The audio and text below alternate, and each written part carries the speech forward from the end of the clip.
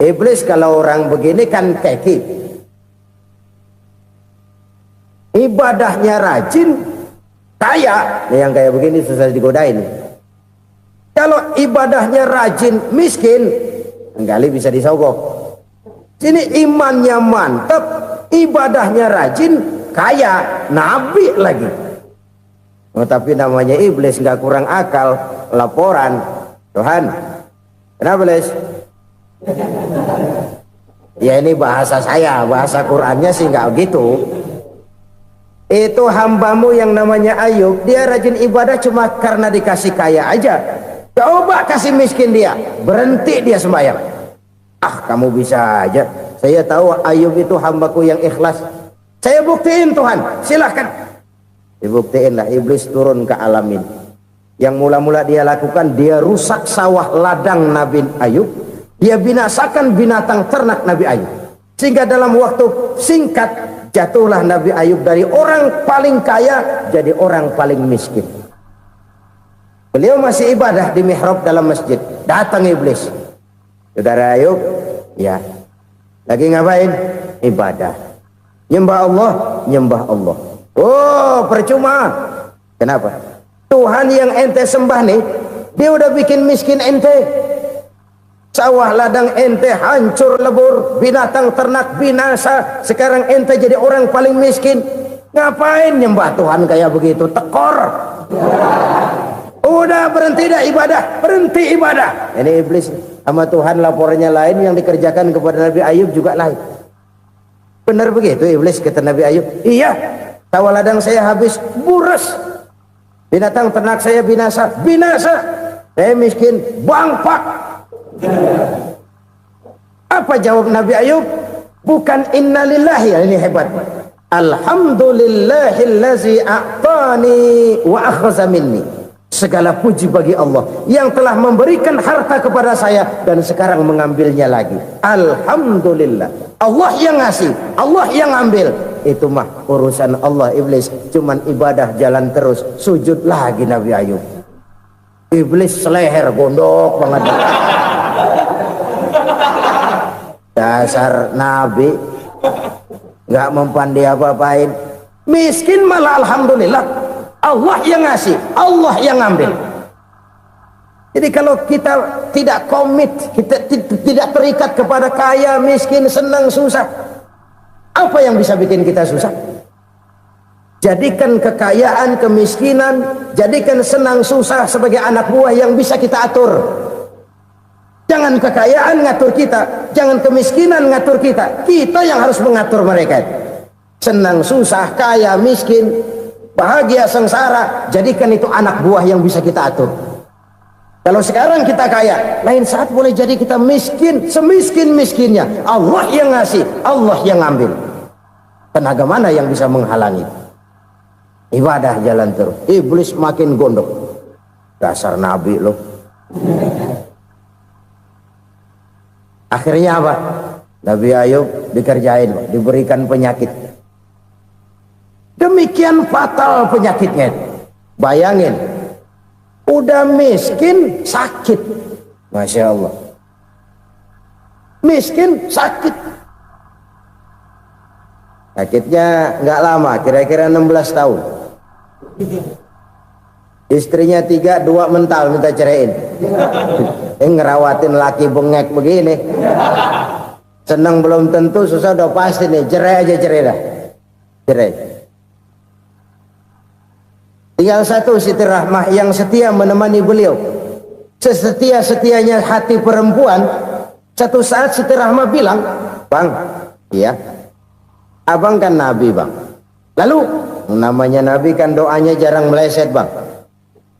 Maksud kamu minta kenapa sih sama Tuhan biar abang sembuh baik dah bang?" Siti Rahmah, iya. Saya sakit berapa tahun sih dah? 16 tahun bang. Sebelum ini saya sehat berapa tahun? Ya kira-kira 60 tahun bang. Nah coba ente banding-bandingin Rahmah. Saya dikasih sehat 60 tahun, dikasih sakit 16 tahun. Sudah nggak sabar mau doa kepada Allah minta sembuh. Saya malu kepada Allah. diuji dengan yang luar biasa seperti ini, tidak mengganggu stabilitas kehambaannya. Dia tetap menghamba kepada Allah Subhanahu wa ta'ala.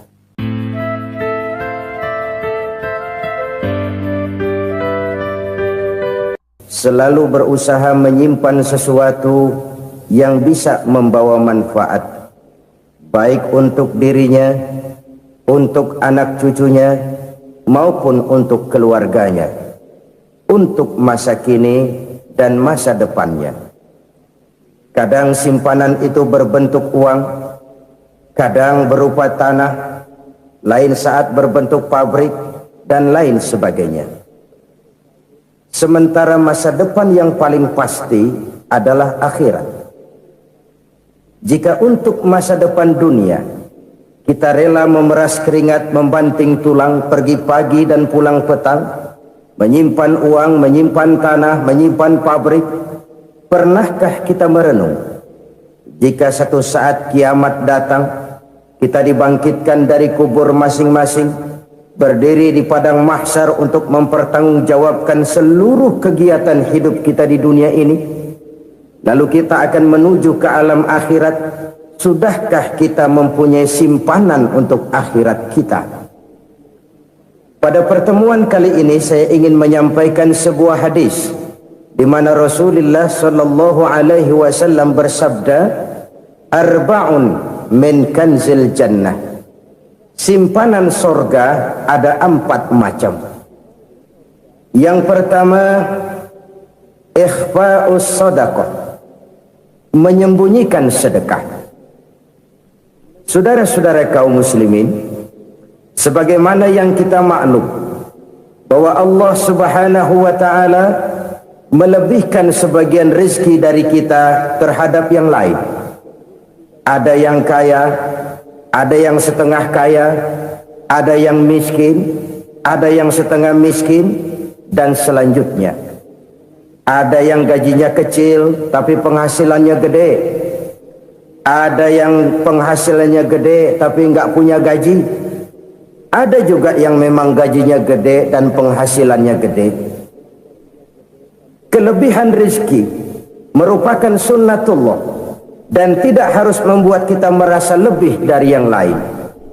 Bahkan sebaliknya, kelebihan itu harus membuat kita ringan tangan untuk menolong mereka yang memang memerlukan pertolongan.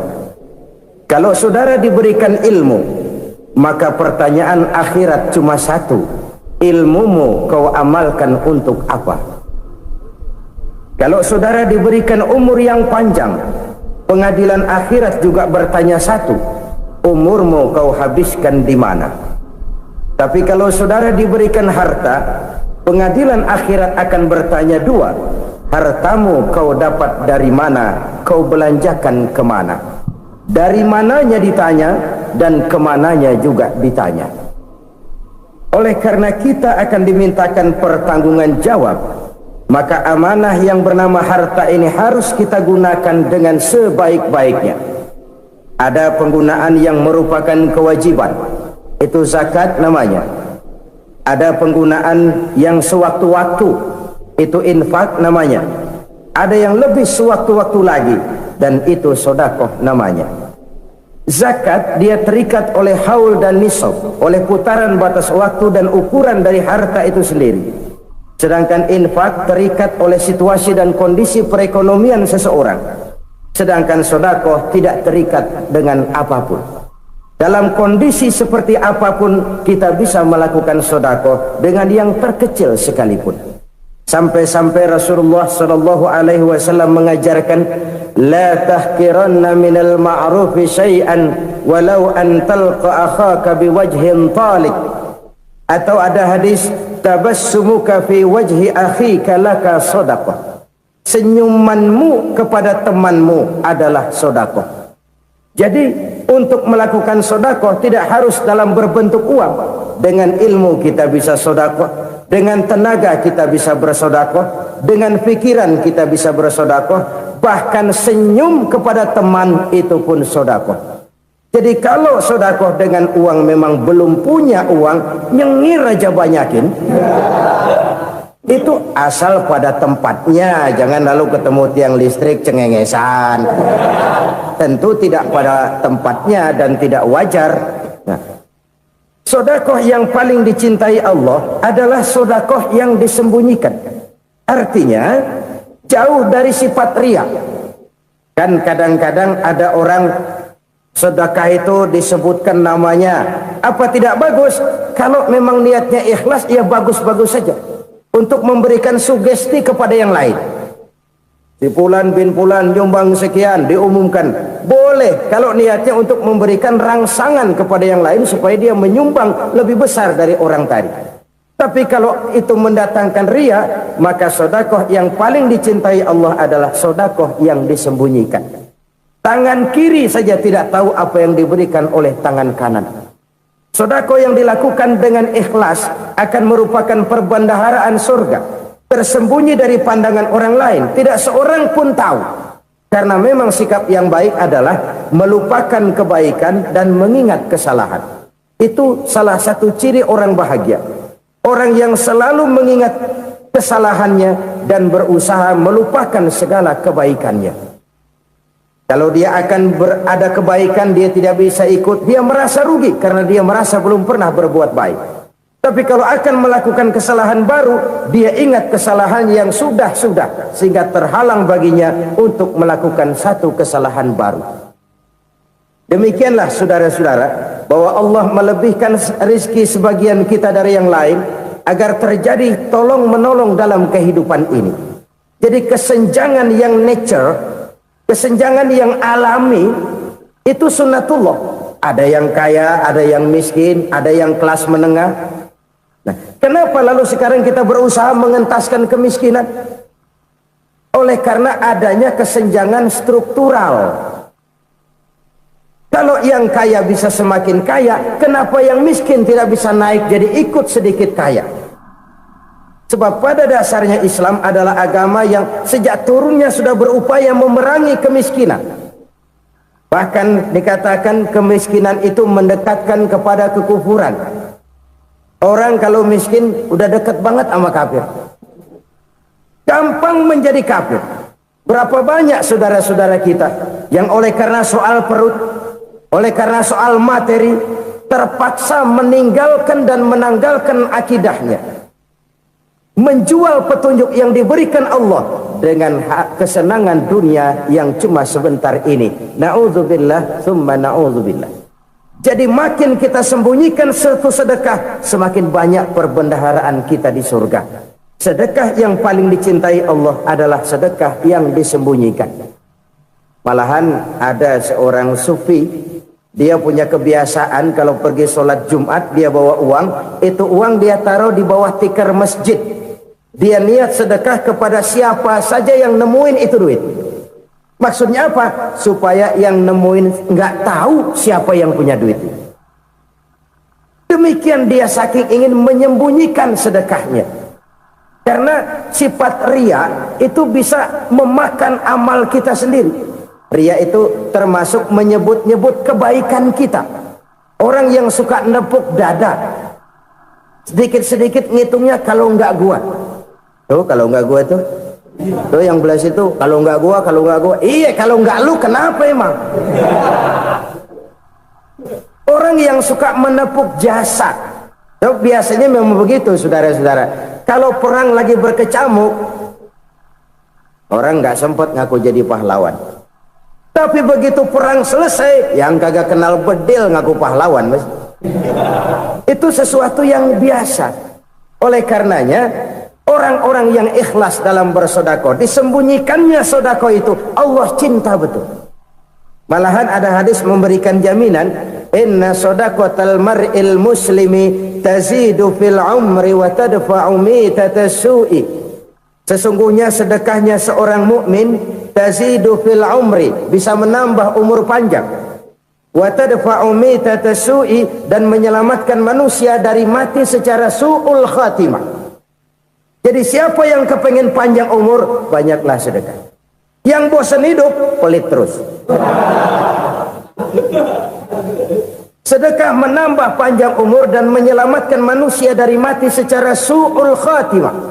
Pak, katanya umur itu nggak bisa ditambah, nggak bisa dikurangin. Kapan? Kalau ajal sudah datang. Fa idza jaa ajaluhum la yastakhiruna sa'atan wa la yastaqdimun. Kalau ajal datang tidak bisa dimajukan, tidak bisa dimundurkan. Itu kalau ajal sudah datang. Tidak bisa lagi umur ditambah dikurangi, sudah datang. Tapi kalau belum datang, itu kan haknya Allah. Mau ditambah, mau dikurangi, hak prerogatif Allah. Sebagai pencipta manusia, Allah maha kuasa dan maha mampu. Sedekah ini menambah panjang umur dan menyelamatkan manusia dari mati secara su'ul khatimah. Itu orang mati kan sama ya, kondisinya mati, nggak nafas. Tapi hakikat mati kan lain-lain. Ada yang mati itu husnul khatimah, baik akhirnya. Misalnya lagi ngaji mati, lagi sholat mati, lagi sedekah mati. Ini yang dinamakan dengan husnul khatimah, baik di akhirnya. Sebaliknya ada yang su'ul khatimah, jelek di akhirnya. Ini yang jadi catatan akhir. Lagi nyekek botol, mampus. Lagi banting kartu, modar. Su'ul khatimah, jelek pada akhirnya. Sedekah menyelamatkan manusia dari mati secara su'ul khatimah. Dan kita semua kepengen mendapat husnul khatimah, jauh dari su'ul khatimah. Oleh sebab itu yang bisa menyelamatkan kita dari penyakit itu antara lain adalah sedekah yang disembunyikan, yang dikerjakan dengan ikhlas karena Allah. Tidak karena kepengen dipuji orang, tidak karena ingin dikatakan orang pemurah, sebab orang dermawan itu orang yang memberi tanpa harus diminta. Kalau masih harus diminta, ya belum dermawan namanya, masih harus diminta.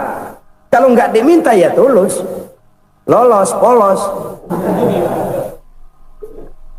Saudara-saudara kaum muslimin rahimakumullah, harta adalah amanat dan akan kita pertanggungjawabkan.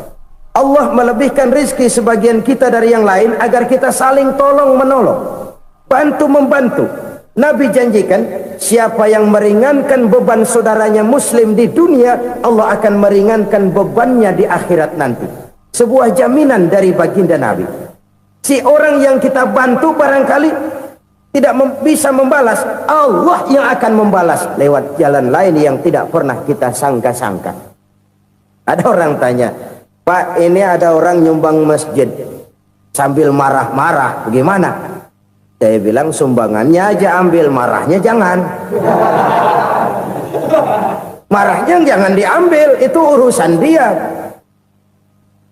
Saudara-saudara kaum muslimin rahimakumullah, umat Islam ini kan umat yang punya potensi besar.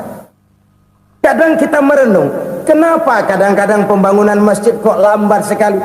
Kalau hotel hari ini peletakan pertama, bulan depan peresmian. Supermarket hari ini peletakan batu pertama, minggu depan peresmian.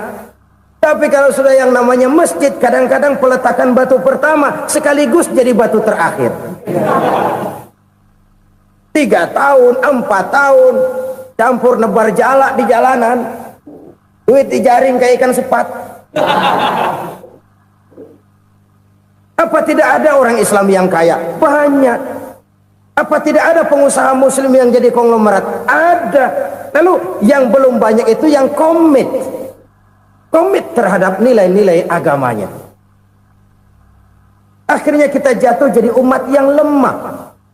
Belum ada pengusaha konglomerat muslim buka pabrik supermi cap bedug misalnya umpamanya atau pabrik kecap cap sorban supaya identitas keislamannya sedikit kelihatan. Kita jatuh jadi umat yang lemah karena potensi tidak terinventarisir dengan baik. Kita ini ibarat kompor yang cuma matengin nasi orang lain. Potensi kita dimanfaatkan oleh orang lain. Ukhuwah Islamiyah kita baru terbatas kepada silaturahmi. Ukhuwah di bidang ekonomi kita lemah, ukhuwah di bidang kebudayaan kita lemah, apalagi ukhuwah di bidang politik kita lebih rapuh lagi. Padahal ukhuwah itu adalah totalitas kehidupan manusia, menyangkut ipolek sosbud. memerlukan nilai-nilai ukhuwah. Jadi oleh karena itu mari kita menyadari di dalam harta kita, walaupun kita yang cari pergi pagi pulang sore peras keringat banting tulang, di sana ada harta anak yatim, di sana ada hak masjid, di sana ada hak pesantren, di sana ada hak jihad. Berbahagialah seseorang apabila dia oleh Allah dijadikan keran itu menyimpan air, tapi tidak untuk dirinya, tapi disalurkannya kepada mereka yang memang memerlukannya. Saudara-saudara kaum muslimin rahimakumullah, ini yang pertama. Jadi perbendaharaan surga adalah menyembunyikan sedekah. Orang lain nggak tahu, kita pun nggak pernah ngitung-ngitung. Kita anggap lewat begitu saja, padahal itu deposit akhirat. Satu. Yang kedua, perbendaharaan surga itu apa? Wa kitmanul musibah, menyembunyikan kesulitan. Kadang orang takut menghadapi kesulitan, tapi makin kita merenung, hidup ini kan sebenarnya urusan. Takut sama urusan, ya jangan hidup. Tandanya orang hidup itu kalau punya urusan. Urusan melupakan problem, problem sering menimbulkan kesulitan. Kesulitan bukan untuk ditakuti, tapi untuk diatasi dan dicarikan jalan keluarnya. Siapa sih orangnya yang nggak pernah sulit-sulit? Makin tinggi status sosialnya, makin gede urusannya. Makin tinggi kualitas imannya, makin berat tingkat kesulitannya. Cuma memang yang namanya enak itu seperti pelangi. Biang lala itu nggak pernah di atas kepala kita, di atas kepala orang melulu. Lo sih enak lo, kata kita. Dia juga bilang yang enak kan lo. Pelangi itu nggak pernah di atas kepala kita. Kata tukang beca, aduh enak ya naik Mercy. Kata tukang beca, apa yang di dalam mobil Mercy? Aduh enak bener tukang beca, di jok ngeringkuk ngorok pules bener. Saya kamar pakai AC sejuk, tempat tidur sutra empuk, alga spring bed, kulak kulik nggak bisa pules kalau belum minum Valium, belum tidur. Enak bener tukang beca, di jok ngorok nggak tahu wetan kulon. Si tukang beca bilang yang di Mercy enak, yang di Mercy bilang tukang beca enak. Inilah enak, nggak pernah di atas kepala kita, di atas kepala orang lain melulu enak itu. Nah saudara-saudara, yang merupakan perbendaharaan surga itu orang yang bisa menyembunyikan kesulitan, baik pribadi ataupun rumah tangga. Nih terutama rumah tangga yang jadi soalnya. Kadang-kadang kita ini kalau senang, sebaliknya kalau senang kita diam, kalem aja, cuek. Banyak banget duit kita bawaan, diam aja udah. Malah ketemu orang takut. Tapi begitu susah, sekampung tahu. Padahal Nabi mengajarkan perbendaharaan surga itu menyembunyikan musibah, menyembunyikan kesulitan. Kalau enak, cerita sama orang-orang. Kalau nggak enak, rasain sendiri, tekan sendiri, atasin sendiri. Kita kan sebaliknya, senang kita diam, asal lagi susah, paling tidak kita nyari teman buat cerita kesusahan. Siapa orangnya yang nggak pernah susah?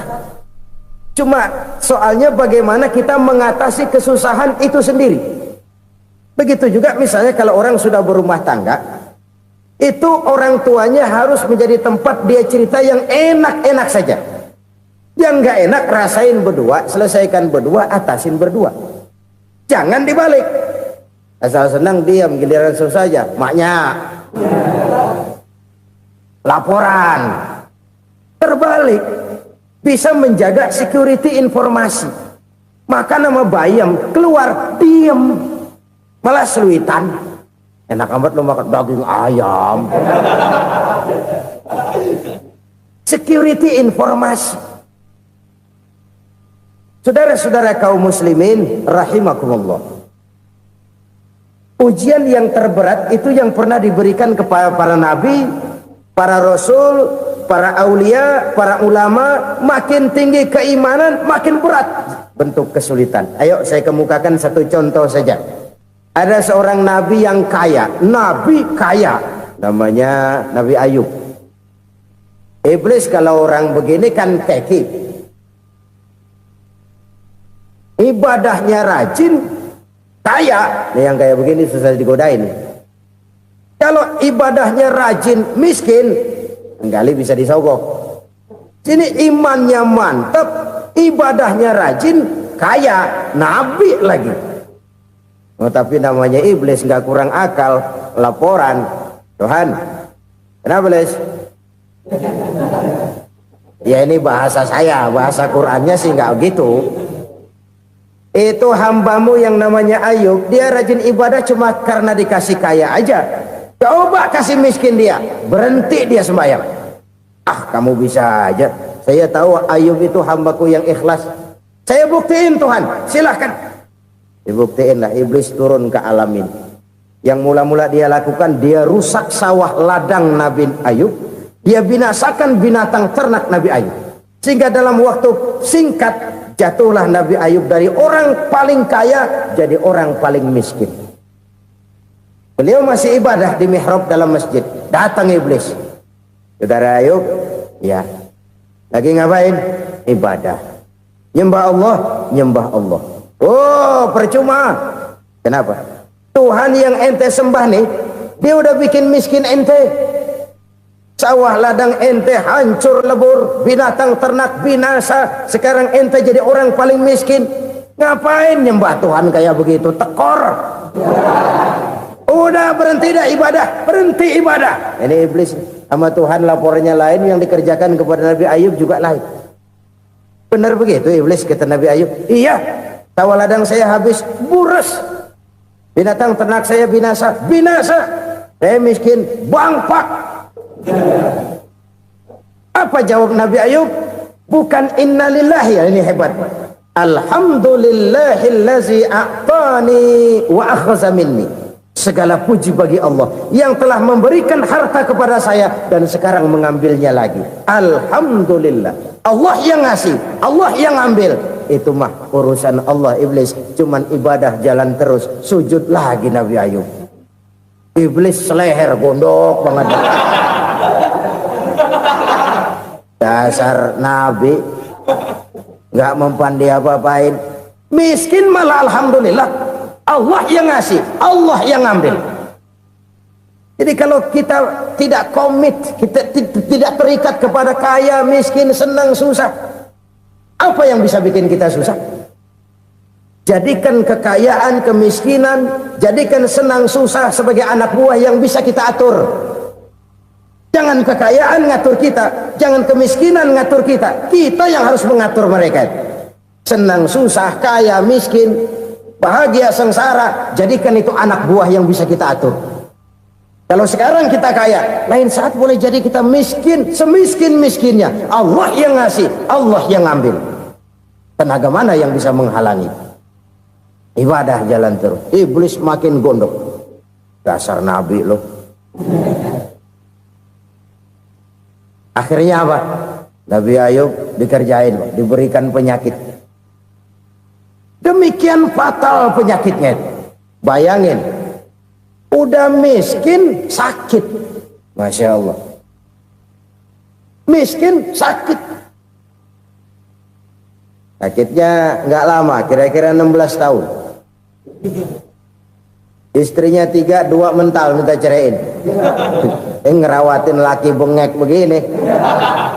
Senang belum tentu, susah udah pasti nih. Cerai aja, cerai dah. Cerai. Tinggal satu Siti Rahmah yang setia menemani beliau. Sesetia-setianya hati perempuan. Satu saat Siti Rahmah bilang, "Bang, iya, abang kan Nabi bang. Lalu namanya Nabi kan doanya jarang meleset bang. Maksud kamu minta kenapa sih sama Tuhan biar abang sembuh baik dah bang?" Siti Rahmah, iya. Saya sakit berapa tahun sih dah? 16 tahun bang. Sebelum ini saya sehat berapa tahun? Ya kira-kira 60 tahun bang. Nah coba ente banding-bandingin Rahmah. Saya dikasih sehat 60 tahun, dikasih sakit 16 tahun. Sudah nggak sabar mau doa kepada Allah minta sembuh. Saya malu kepada Allah. Diuji dengan yang luar biasa seperti ini, tidak mengganggu stabilitas kehambaannya. Dia tetap menghamba kepada Allah Subhanahu wa ta'ala. Saudara-saudara kaum muslimin rahimakumullah. Kunci menghadapi kesulitan itu apa? Allah jelaskan dalam satu ayat, wa basyiris sabirin alladzina iza asabathum musibah qalu inna lillahi wa inna ilaihi raji'un. Gembirakan orang-orang yang sabar. Siapa mereka itu? Yang apabila mendapat musibah mereka kembali kepada keyakinan dasar, segalanya dari Allah dan segalanya akan kembali kepada Allah. Ini konsepsi dasar dari sikap muslim dalam menghadapi berbagai kesulitan. Segalanya dari Allah, segalanya akan kembali kepada Allah. Kalau ini sudah kondisi dasarnya, maka kita akan lapang menghadapi kenyataan bagaimanapun pahitnya. Apakah itu namanya miskin, apakah itu namanya sakit, bahkan maut sekalipun. Maut sekalipun. Segalanya dari Allah, segalanya akan kembali kepada Allah. Ini sikap hidup, bukan sekedar ucapan. Kita kadang-kadang menjadikannya sebagai ucapan. Mulutnya sehingga berhenti, innalillahi wa inna ilaihi raji'un, tapi nangisnya terus gerung-gerungan. Bukan itu, ini kesadaran moral. Kalau segalanya dari Allah, segalanya kembali kepada Allah, kan sebenarnya cuma nunggu giliran. Hari ini saya nyembayangin dia, entah hari apa saya disembayangin orang. Hari ini saya antar dia ke kubur, entah hari apa orang nganterin saya ke kubur. Hari ini saya tahlilkan dia, entah nanti kapan orang tahlilkan saya. Segalanya dari Allah, segalanya akan kembali juga kepada Allah. Oleh sebab itu saudara-saudara, kesulitan bukan untuk ditakuti. Kesulitan justru untuk diatasi, dicarikan jalan keluarnya. Dan tidak ada orang yang tidak pernah mendapat kesulitan. Tidak ada. Semakin tinggi status sosial, semakin tinggi kualitas keimanan, semakin besar juga tingkat kesulitan. Hanya saja bagaimana cara kita mengatasinya. Dan Al-Quran menyatakan, inna ma'al usri yusra. Di balik kesulitan itu pasti ada kemudahan. Roda itu berputar. Karena itu Rasulullah sallallahu alaihi wasallam mengingatkan kepada kita, ta'arraf ilallahi fir raha ya'rifka fis syiddah. Ingatlah kepada Allah di waktu kamu senang, supaya Allah ingat kepada kamu di waktu kamu susah. Kalau waktu senang kita ingat kepada Allah, kita susah, Allah tidak akan meninggalkan kita. Tapi kalau waktu senang kita jauh dari Allah, sujud tidak sempat, dengan masjid jauh, ketika senang kita lupakan Allah. Nanti begitu kita susah, Allah lupakan kita, dan itu menyakitkan. Oleh karena itu orang-orang tua kita dulu bilang, kalau lagi sehat ingat-ingat lu bakal sakit nanti. Kalau lagi kaya ingat-ingat satu saat kita bakal jatuh miskin. Bahkan kalau lagi muda ingat-ingat kita bakal tua. Dan yang terpenting, kalau lagi hidup ingat-ingat kita bakal mati. Saudara-saudara kaum muslimin rahimakumullah. Jadi yang kedua yang merupakan perbendaharaan surga, menyembunyikan musibah. Saudara-saudara kaum muslimin rahimakumullah. Hal ketiga yang merupakan perbendaharaan surga adalah wasilatur rahmi. Orang yang suka bersilaturahmi. Sebagaimana yang kita maklum bahwa manusia adalah makhluk yang disebut zon politika. Makhluk sosial yang tidak mungkin hidup sendiri-sendiri. Betapa dan siapapun kita memerlukan orang lain. Bodoh betul manusia kalau tinggal di tengah masyarakat tapi tidak mau bermasyarakat. Merasa hebat sendiri, pintar sendiri, gagah sendiri, kaya sendiri. Mungkin kalau mati juga ngubur sendiri. Jangankan kita di sini, di sorga saja Nabi Adam waktu sendirian bengong melulu, mondar mandir. Allah tegur dam sepi dam. Ya ini kalau bahasa saya. Iya Tuhan sepi ini nggak ada coret-corekan pisan ini. Diciptakan Siti Hawa baru anteng Nabi Adam. Itu di surga. Cobalah. Umpamanya saudara tinggal di Jakarta nih. Kayak bener. Apaan aja di Jakarta punya saudara deh. Jembatan Semanggi ambil, Monas buntel bawa pulang, hotel-hotel ambil semua. Cuman tinggal di Jakarta sendirian, apa enaknya? Betapa dan siapapun kita perlu orang lain.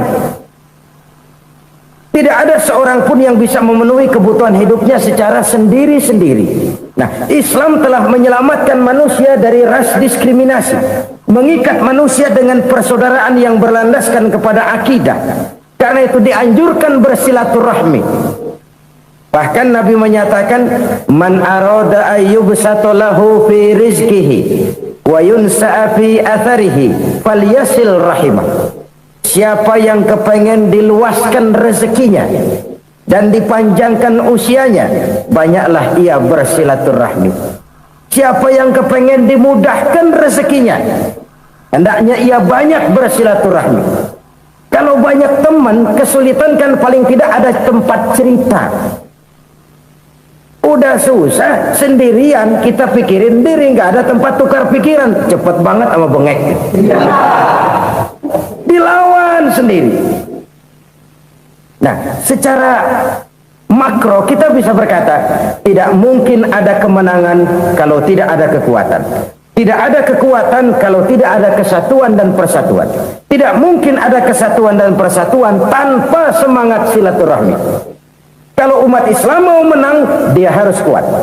Kalau umat Islam mau kuat, dia harus bersatu. Kalau umat Islam mau bersatu, dia harus membudayakan silaturahmi ini. Bahkan sampai-sampai kata Nabi, kalau bisa cari nilai tambah. Apa? Silman qata'ak. Bersilaturahmilah kau kepada orang yang marah denganmu. Masya Allah, indahnya ajaran agama kita. Orang yang marah pun kepada kita, kata Nabi, kalau bisa bersilaturahmilah kepadanya, kepada orang yang marah itu. Di situ nilai tambah. Cuman jujur nih hadis, ngucapinnya gampang, ngamalinnya yang berat banget. Orang marah sama kita disuruh silaturahmi, ada apa malu? Lu marah, ada gua marahan lagi, gua pikirin. Saudara-saudara kaum muslimin rahimakumullah. Tapi ini yang diajarkan, bahkan ini yang dicontohkan oleh baginda Rasul. Bagaimana begitu mudah, misalnya satu saat Abu Jahal ini ngatur strategi bagaimana bikin Muhammad celaka. Dia gali lubang di depan tempat tidurnya. Dia tutupin daun korma. Terus dia panggil seseorang, ke sini. Kasih tahu Muhammad, pamannya sakit keras, minta ditengokin. Berangkat orang ini ke sana. Muhammad, labbaik. Pamanmu sakit keras, dia minta ditengokin. Baik, saya akan datang menjenguk beliau. Berangkatlah Nabi ke rumah Abu Jahal tanpa prasangka apapun. Abu Jahal udah pasang setil, selimut 3 rangkap setengah dipakai, persis kayak orang meriang. Tapi sembari ngintip dari balik selimut. Begitu Muhammad buka pintu, nah masuk perangkap nih. Muhammad jalan menuju tempat pembaringan. Makin lama makin dekat, makin lama makin dekat, makin dekat ke lubang yang dipasang oleh Abu Jahal itu. Dalam hati Abu Jahal, terus dah jatuh, mampus dah lu ini. Mampus lu hari ini nih. Apa yang terjadi? Malaikat Jibril datang. Muhammad, pamanmu cuma pura-pura sakit. Di depan tempat tidurnya ada lubang perangkap supaya kamu jatuh ke situ. Sudah, kamu pulang. Balik kanan Nabi. Sudah hampir jatuh ke lubang, balik kanan, pulang. Bayangin kecewanya Abu Jahal. Muhammad dikit lagi, Muhammad dikit lagi. Enggak paman, saya pulang aja. Emosi bangun dari tempat tidur, enggak sadar kalau lagi pura-pura sakit. Lompat ngejar Nabi, dia lupa dengan lubang yang dia gali. Pusrak, nyemplung sendiri ke dalam lubang.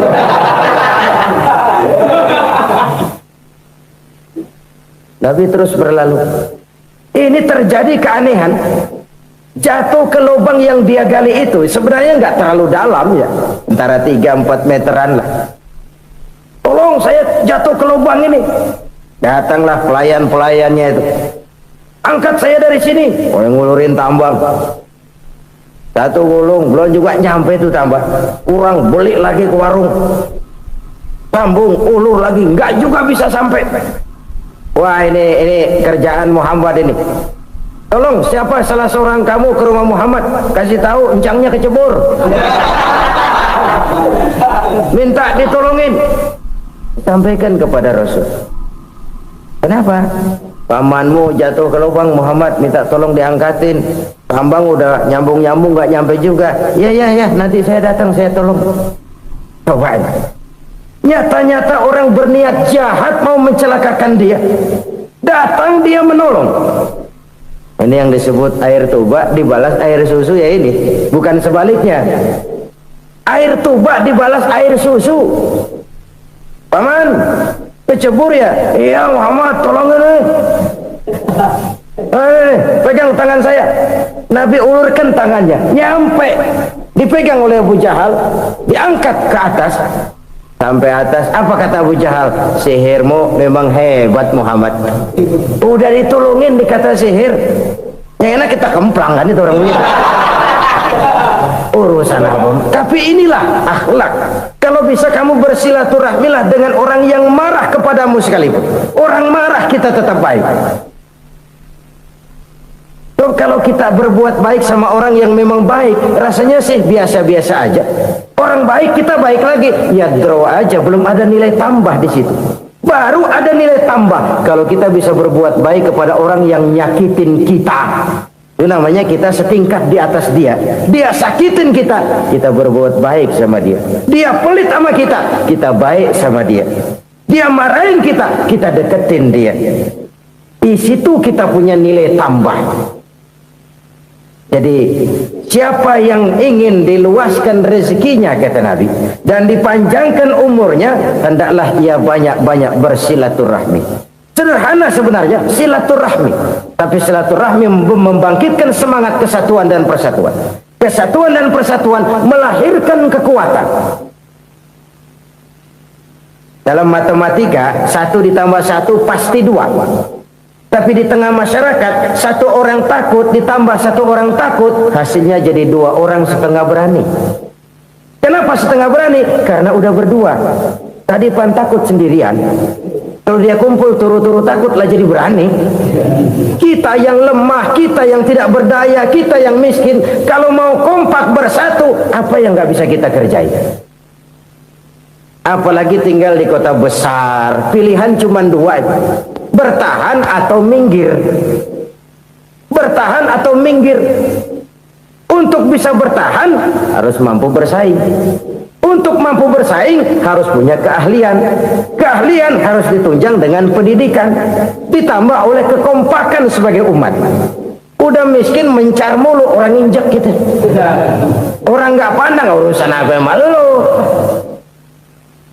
Oleh karena itu silaturahmi pada hakikatnya merupakan ruh dari ukhuwah yang diajarkan oleh agama kita.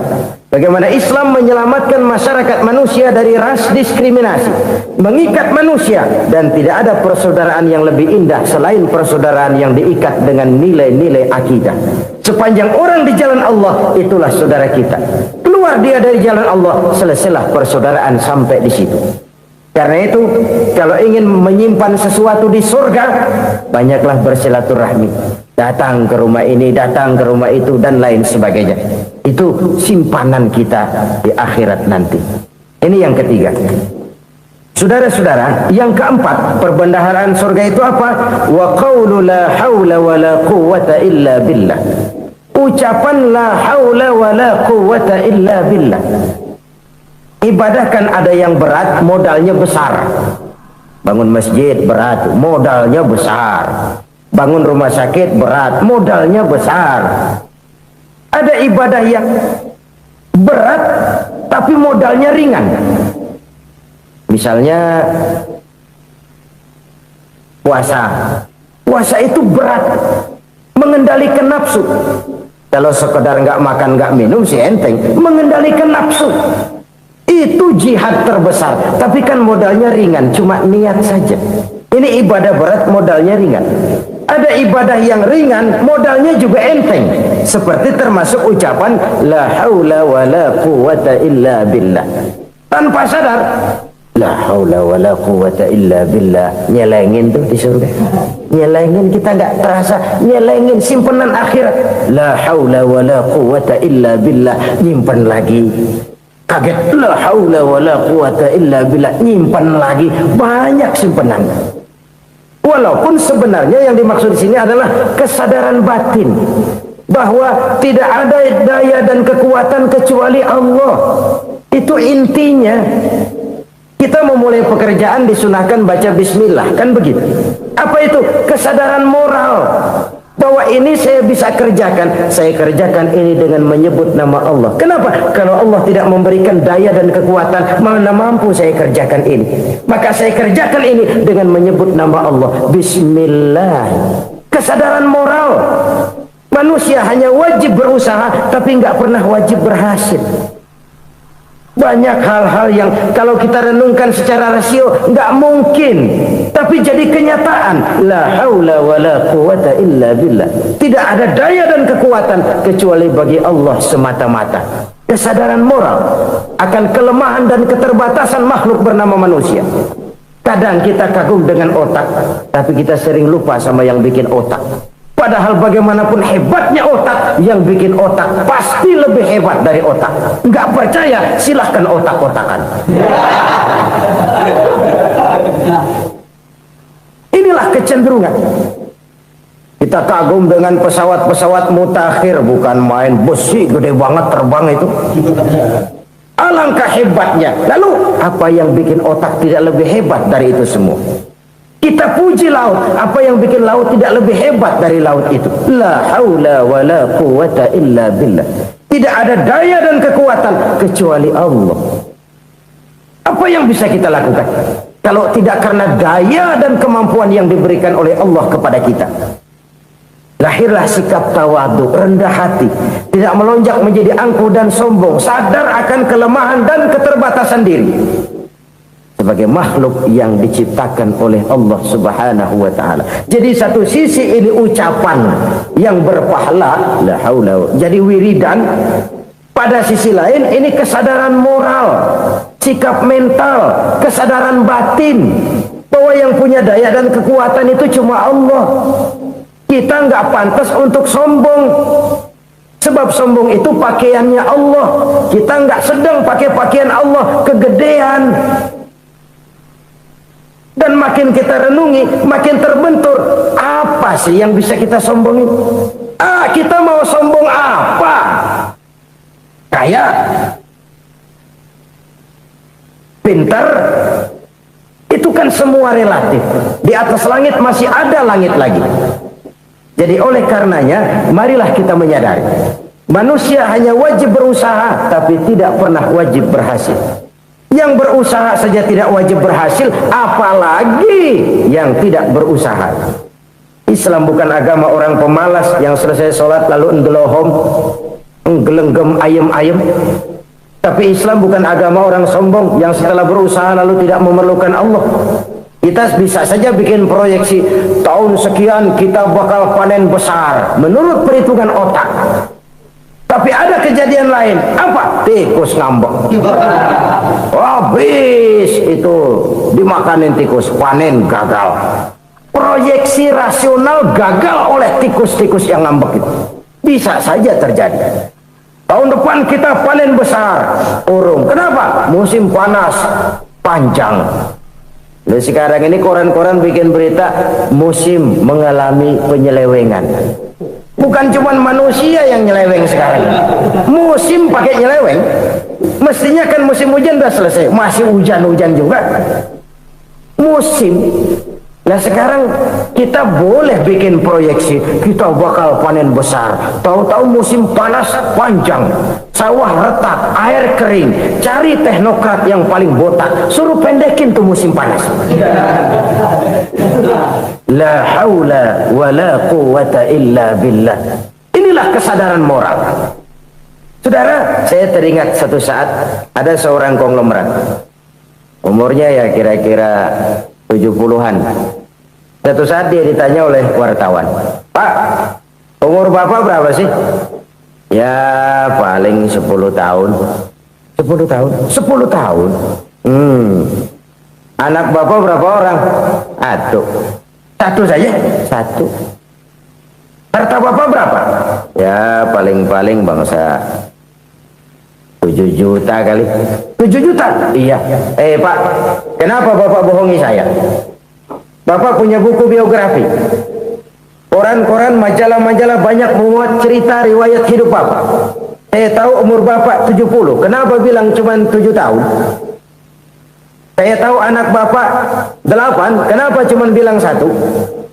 Saya tahu harta Bapak miliaran, mungkin triliunan, pabrik di mana-mana, bank di mana-mana. Kenapa bilang uang Bapak cuma 7 juta? Nah, kata si konglomerat tadi, kamu benar nak, kamu benar. Umur saya kalau jumlahnya memang 70 nak.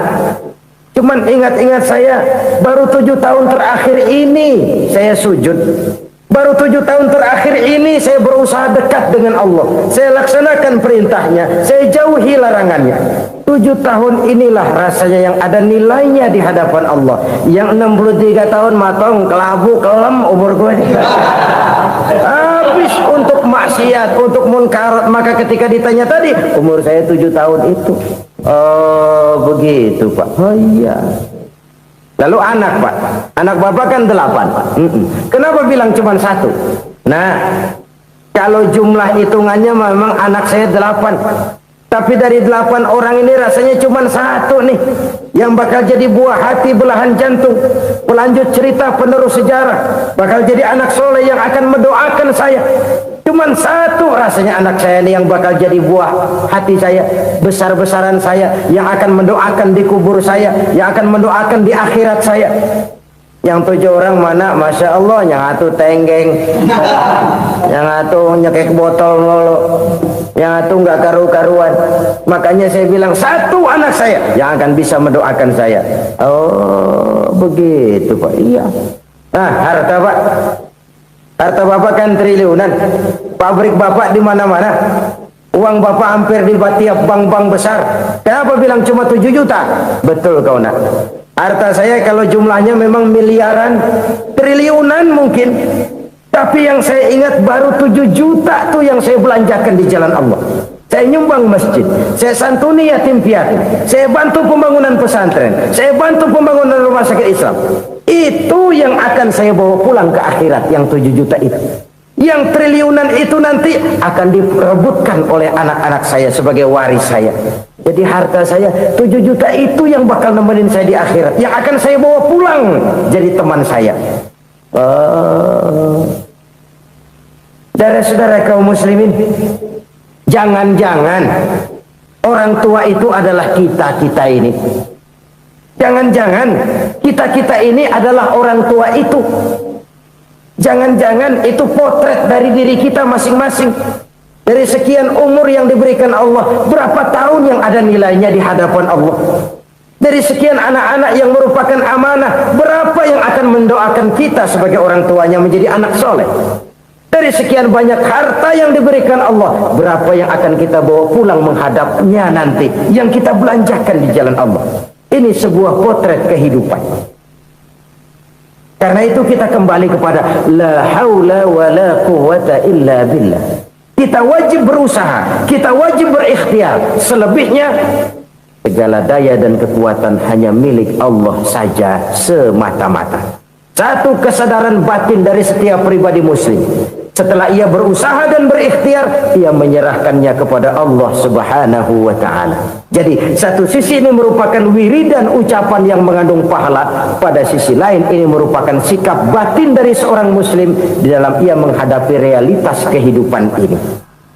Saudara-saudara kaum muslimin rahimakumullah, kalau ini kita jadikan satu basis kehidupan, maka ini akan menyelamatkan manusia dari kemungkinan tergelincir menjadi orang yang lupa diri dan lupa darat. Sebab itu Imamul Ghazali berpesan, jadidis safinah fa innal bahra amiq wa khuziz zad fa inna safara ba'id wa khaffifil hamla fa innal hamla sadid. Perbarui selalu kapalmu karena lautan sangat dalam. Bawa bekal yang banyak karena perjalanan ini sangat jauh. Ringankan beban karena kebanyakan beban akan menyakitkan.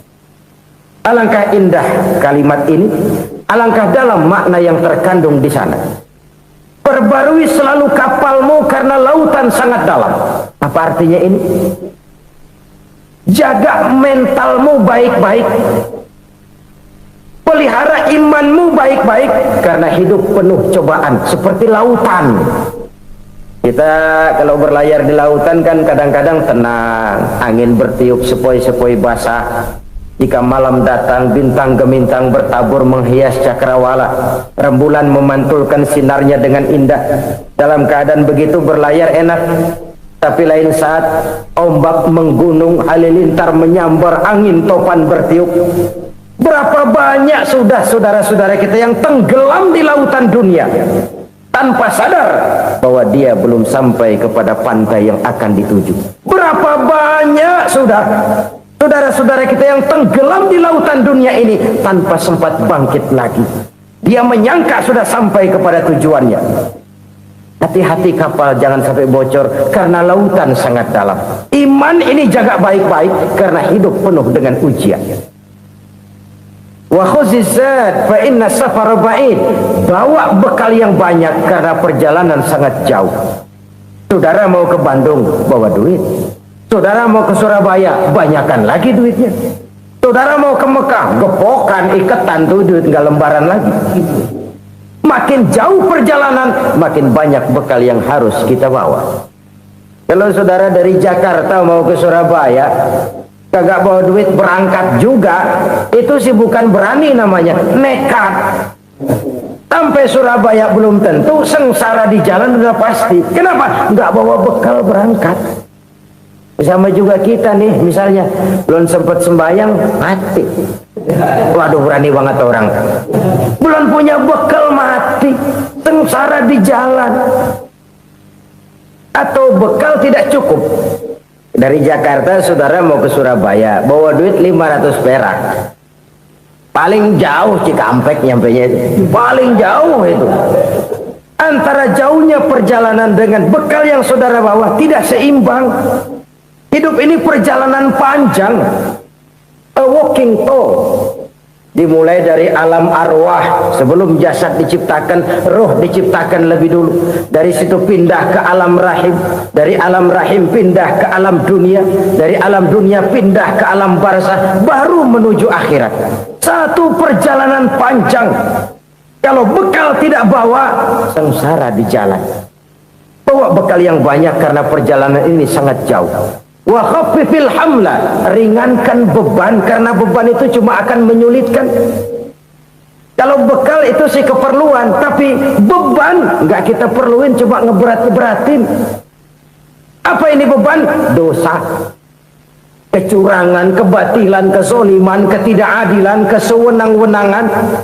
Itu akan jadi beban kita di akhirat. Alangkah celakanya, perjalanan panjang, bekal tidak bawa, beban kelewat banyak, alamat sengsara di jalan. Pahala tidak ada, dosa berlipat ganda. Na'udzubillah, summa na'udzubillah. Kalau kita rangkum nasihat Al-Ghazali dengan kisah si konglomerat tadi, kita akan mengambil kesimpulan.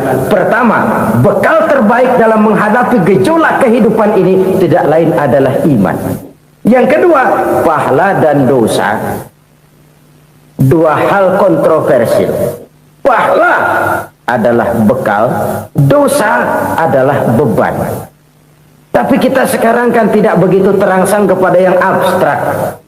Orang berlomba mencari yang konkret-konkret saja, yang real. Kalau memang dosa, benjol dong, kira-kira begitu. Kira-kira begitu. Persis orang Yahudi dulu. Orang Yahudi itu kan pernah minta kepada Nabi Musa, Ya Musa, lan nu'mina laka hatta narallaha jahrah. Musa, kami nggak bakal mau beriman kepada Allah kalau belum kami lihat Allah ada nongkrong di depan kami. Kalau memang Tuhan ada, taruh dong di depan kami. Mau yang konkret-konkret saja. Kalau memang dosa, benjol dong. Kalau memang pahala, berasa dong. Orang terangsang kepada yang real, yang konkret-konkret saja. Karena itu, untuk mengejar dosa, orang mau bayar. Tapi untuk mengejar pahala, walaupun tidak bayar, orang segan. Ini yang dikatakan oleh Nabi, kamu mengharapkan ke surga tapi kamu berat melaksanakan sesuatu yang bisa membawa kamu ke surga. Kamu ingin jauh dari neraka, tapi tiap saat kamu lakukan perbuatan-perbuatan yang justru menjerumuskan kamu ke neraka. Idda'aitum an-najata minan nar wa ramaitum fiha anfusakum.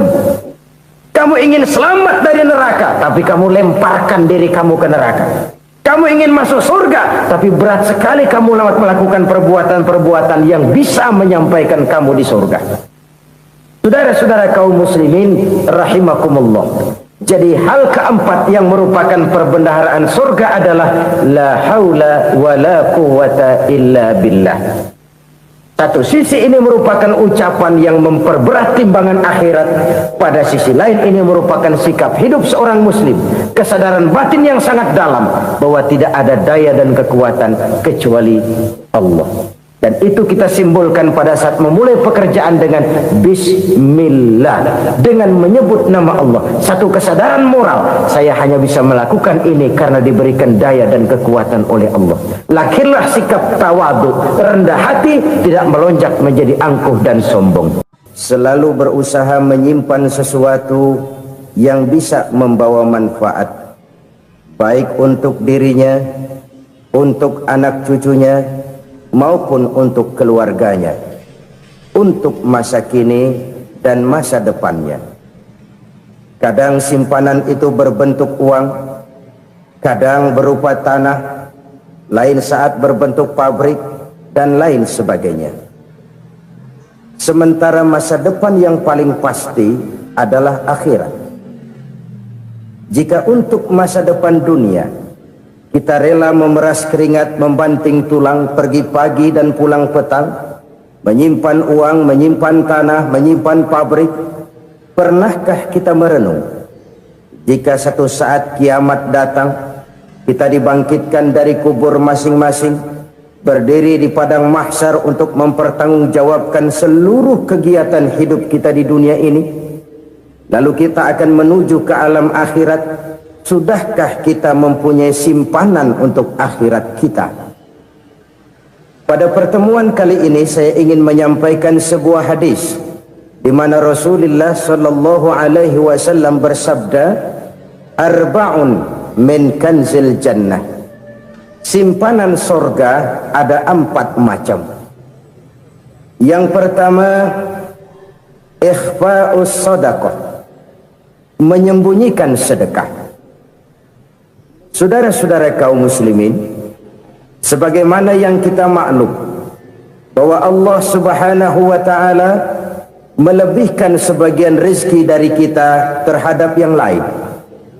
Ada yang kaya, ada yang setengah kaya, ada yang miskin, ada yang setengah miskin, dan selanjutnya. Ada yang gajinya kecil tapi penghasilannya gede. Ada yang penghasilannya gede tapi enggak punya gaji. Ada juga yang memang gajinya gede dan penghasilannya gede. Kelebihan rezeki merupakan sunnatullah dan tidak harus membuat kita merasa lebih dari yang lain. Bahkan sebaliknya, kelebihan itu harus membuat kita ringan tangan untuk menolong mereka yang memang memerlukan pertolongan.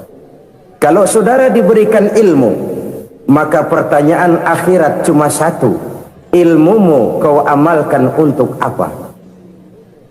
Kalau saudara diberikan umur yang panjang, pengadilan akhirat juga bertanya satu, umurmu kau habiskan di mana? Tapi kalau saudara diberikan harta, pengadilan akhirat akan bertanya 2, hartamu kau dapat dari mana, kau belanjakan kemana? Dari mananya ditanya dan kemananya juga ditanya. Oleh karena kita akan dimintakan pertanggungan jawab, maka amanah yang bernama harta ini harus kita gunakan dengan sebaik-baiknya. Ada penggunaan yang merupakan kewajiban, itu zakat namanya. Ada penggunaan yang sewaktu-waktu, itu infak namanya. Ada yang lebih sewaktu-waktu lagi, dan itu sedekah namanya. Zakat dia terikat oleh haul dan nisab, oleh putaran batas waktu dan ukuran dari harta itu sendiri. Sedangkan infak terikat oleh situasi dan kondisi perekonomian seseorang. Sedangkan sedekah tidak terikat dengan apapun. Dalam kondisi seperti apapun kita bisa melakukan sedekah dengan yang terkecil sekalipun. Sampai-sampai Rasulullah sallallahu alaihi wasallam mengajarkan, la tahqiranna minal ma'rufi syai'an walau an talqa akhaka biwajhin talik. Atau ada hadis, tabassumuka fi wajhi akhika laka shadaqah. Senyumanmu kepada temanmu adalah sedekah. Jadi untuk melakukan sedekah tidak harus dalam berbentuk uang.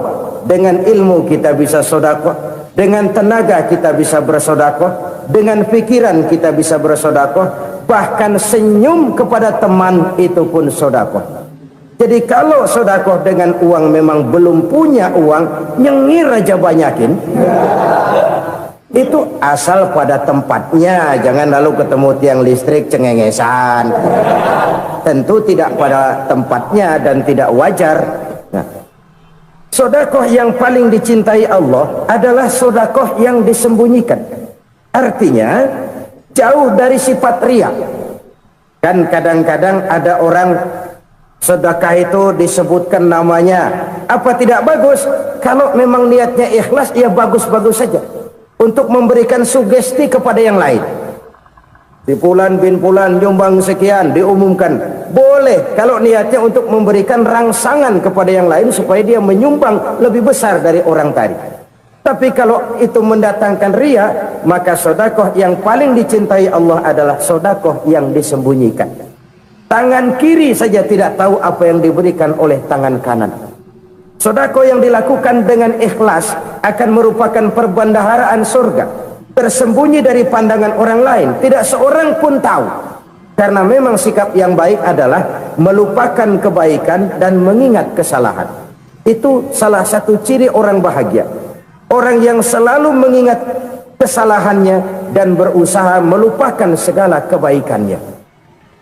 Kalau dia akan berada kebaikan, dia tidak bisa ikut, dia merasa rugi karena dia merasa belum pernah berbuat baik. Tapi kalau akan melakukan kesalahan baru, dia ingat kesalahan yang sudah-sudah, sehingga terhalang baginya untuk melakukan satu kesalahan baru. Demikianlah saudara-saudara, bahwa Allah melebihkan rizki sebagian kita dari yang lain, agar terjadi tolong-menolong dalam kehidupan ini. Jadi kesenjangan yang nature, kesenjangan yang alami, itu sunnatullah. Ada yang kaya, ada yang miskin, ada yang kelas menengah. Nah, kenapa lalu sekarang kita berusaha mengentaskan kemiskinan? Oleh karena adanya kesenjangan struktural. Kalau yang kaya bisa semakin kaya, kenapa yang miskin tidak bisa naik jadi ikut sedikit kaya? Sebab pada dasarnya Islam adalah agama yang sejak turunnya sudah berupaya memerangi kemiskinan. Bahkan dikatakan kemiskinan itu mendekatkan kepada kekufuran. Orang kalau miskin udah dekat banget sama kafir. Gampang menjadi kafir. Berapa banyak saudara-saudara kita yang oleh karena soal perut, oleh karena soal materi, terpaksa meninggalkan dan menanggalkan akidahnya, menjual petunjuk yang diberikan Allah dengan kesenangan dunia yang cuma sebentar ini. Na'udzubillah thumma na'udzubillah. Jadi makin kita sembunyikan satu sedekah, semakin banyak perbendaharaan kita di surga. Sedekah yang paling dicintai Allah adalah sedekah yang disembunyikan. Malahan ada seorang sufi, dia punya kebiasaan kalau pergi sholat Jumat dia bawa uang, itu uang dia taruh di bawah tikar masjid. Dia niat sedekah kepada siapa saja yang nemuin itu duit. Maksudnya apa? Supaya yang nemuin nggak tahu siapa yang punya duit. Demikian dia saking ingin menyembunyikan sedekahnya. Karena sifat riya itu bisa memakan amal kita sendiri. Riya itu termasuk menyebut-nyebut kebaikan kita. Orang yang suka nepuk dada, sedikit-sedikit ngitungnya kalau nggak gua.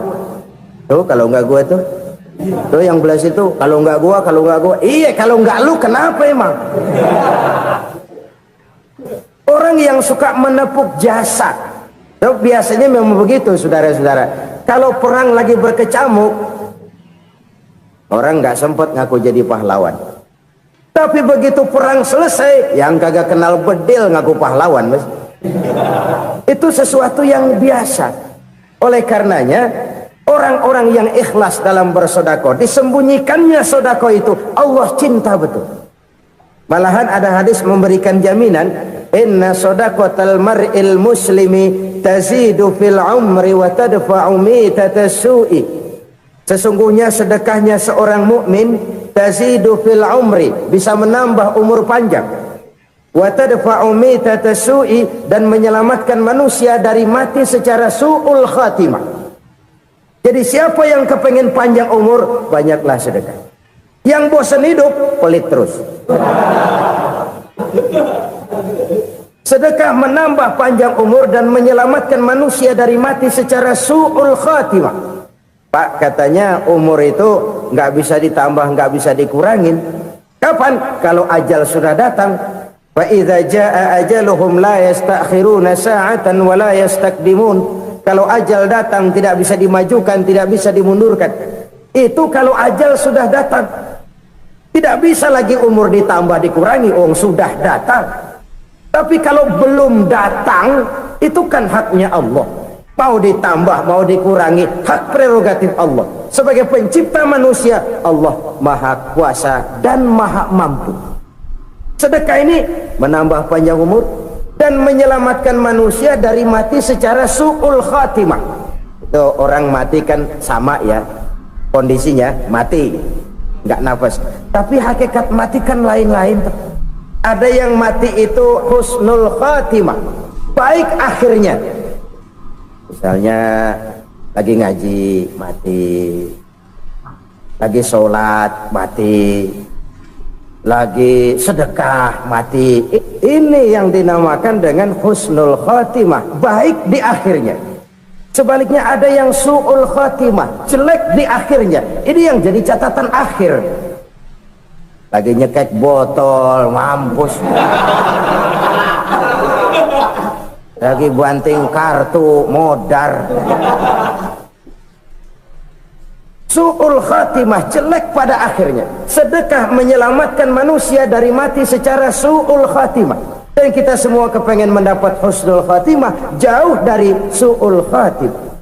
Oleh sebab itu yang bisa menyelamatkan kita dari penyakit itu antara lain adalah sedekah yang disembunyikan, yang dikerjakan dengan ikhlas karena Allah, tidak karena kepengen dipuji orang, tidak karena ingin dikatakan orang pemurah. Sebab orang dermawan itu orang yang memberi tanpa harus diminta. Kalau masih harus diminta, ya belum dermawan namanya, masih harus diminta. Kalau nggak diminta ya tulus, lolos, polos. Saudara-saudara kaum muslimin rahimakumullah, harta adalah amanat dan akan kita pertanggungjawabkan. Allah melebihkan rizki sebagian kita dari yang lain agar kita saling tolong menolong, bantu membantu. Nabi janjikan, siapa yang meringankan beban saudaranya muslim di dunia, Allah akan meringankan bebannya di akhirat nanti. Sebuah jaminan dari baginda Nabi. Si orang yang kita bantu barangkali tidak bisa membalas, Allah yang akan membalas lewat jalan lain yang tidak pernah kita sangka-sangka. Ada orang tanya, Pak, ini ada orang nyumbang masjid sambil marah-marah, bagaimana? Saya bilang, sumbangannya aja ambil, marahnya jangan. Marahnya jangan diambil, itu urusan dia. Saudara-saudara kaum muslimin rahimakumullah, umat Islam ini kan umat yang punya potensi besar. Kadang kita merenung, kenapa kadang-kadang pembangunan masjid kok lambat sekali? Kalau hotel hari ini peletakan pertama, bulan depan peresmian. Supermarket hari ini peletakan batu pertama, minggu depan peresmian. Tapi kalau sudah yang namanya masjid, kadang-kadang peletakan batu pertama sekaligus jadi batu terakhir. 3 tahun, 4 tahun, campur nebar jalak di jalanan, duit dijaring kayak ikan sepat. Apa tidak ada orang Islam yang kaya? Banyak. Apa tidak ada pengusaha muslim yang jadi konglomerat? Ada. Lalu yang belum banyak itu yang komit terhadap nilai-nilai agamanya. Akhirnya kita jatuh jadi umat yang lemah.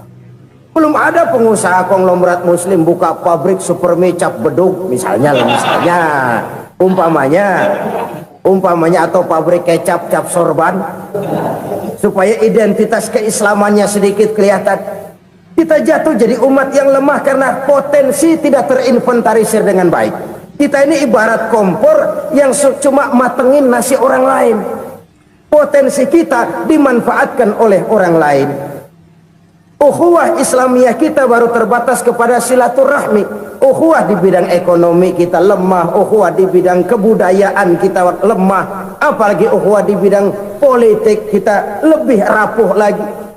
Padahal ukhuwah itu adalah totalitas kehidupan manusia, menyangkut ipolexos bud, memerlukan nilai-nilai ukhuwah. Jadi oleh karena itu mari kita menyadari di dalam harta kita, walaupun kita yang cari pergi pagi pulang sore peras keringat banting tulang, di sana ada harta anak yatim, di sana ada hak masjid, di sana ada hak pesantren, di sana ada hak jihad. Berbahagialah seseorang apabila dia oleh Allah dijadikan keran itu menyimpan air, tapi tidak untuk dirinya, tapi disalurkannya kepada mereka yang memang memerlukannya. Saudara-saudara kaum muslimin rahimakumullah, ini yang pertama. Jadi perbendaharaan surga adalah menyembunyikan sedekah. Orang lain nggak tahu, kita pun nggak pernah ngitung-ngitung. Kita anggap lewat begitu saja, padahal itu deposit akhirat. Satu. Yang kedua, perbendaharaan surga itu apa? Wa kitmanul musibah, menyembunyikan kesulitan. Kadang orang takut menghadapi kesulitan, tapi makin kita merenung, hidup ini kan sebenarnya urusan. Takut sama urusan ya jangan hidup. Tandanya orang hidup itu kalau punya urusan. Urusan melupakan problem, problem sering menimbulkan kesulitan. Kesulitan bukan untuk ditakuti, tapi untuk diatasi dan dicarikan jalan keluarnya. Siapa sih orangnya yang nggak pernah sulit-sulit? Makin tinggi status sosialnya, makin gede urusannya. Makin tinggi kualitas imannya, makin berat tingkat kesulitannya. Cuma memang yang namanya enak itu seperti pelangi. Biang lala itu nggak pernah di atas kepala kita, di atas kepala orang melulu. Lu sih enak lu, kata kita. Dia juga bilang yang enak kan lu. Pelangi itu nggak pernah di atas kepala kita. Kata tukang beca, aduh enak ya naik Mercy. Kata tukang beca, apa yang di dalam mobil Mercy? Aduh enak bener tukang beca, di jok ngeringkuk ngorok pules bener.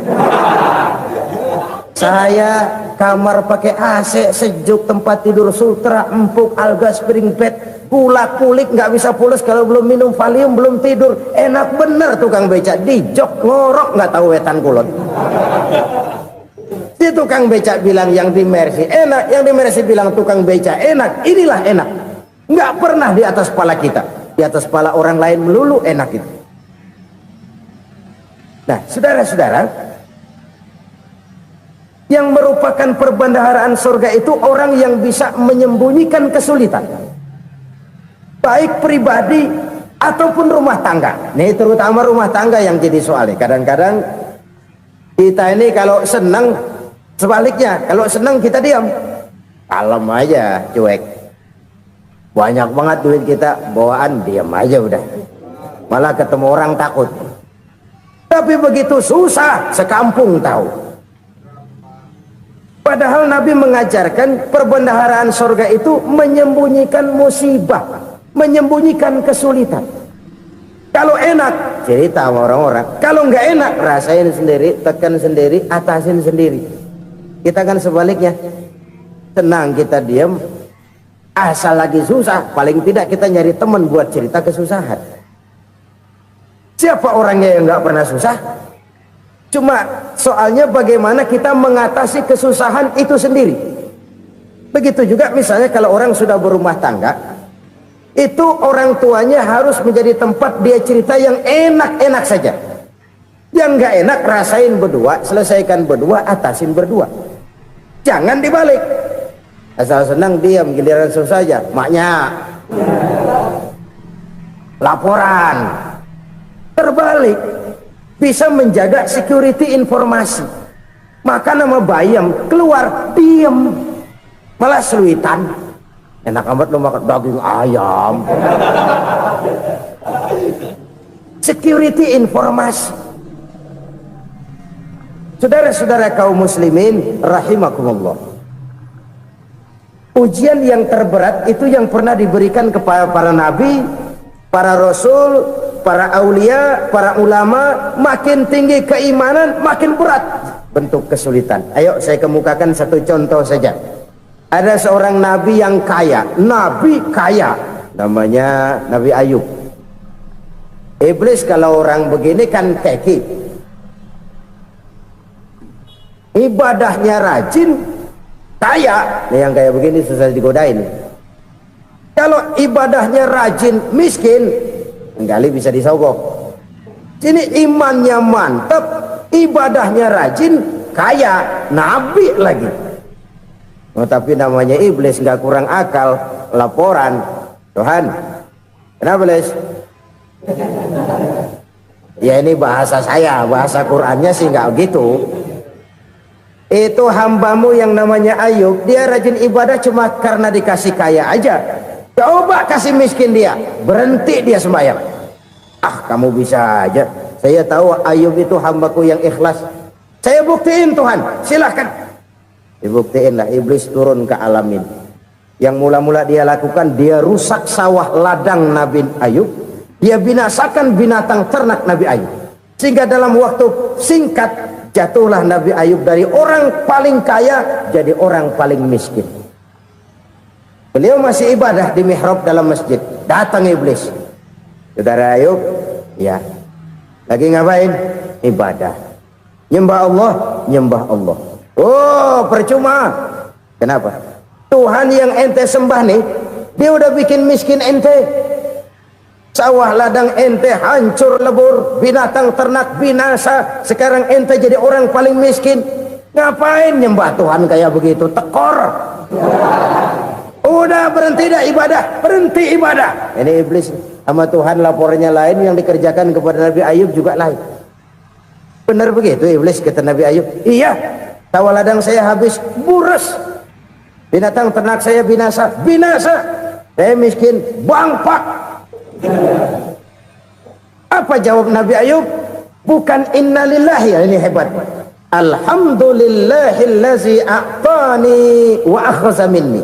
Segala puji bagi Allah yang telah memberikan harta kepada saya dan sekarang mengambilnya lagi. Alhamdulillah. Allah yang ngasih, Allah yang ambil. Itu mah urusan Allah. Iblis cuman ibadah jalan terus, sujud lagi Nabi Ayub. Iblis seleher gondok banget.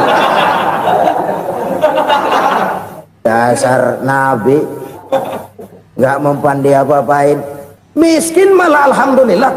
Allah yang ngasih, Allah yang ngambil. Jadi kalau kita tidak komit, kita tidak terikat kepada kaya, miskin, senang, susah, apa yang bisa bikin kita susah?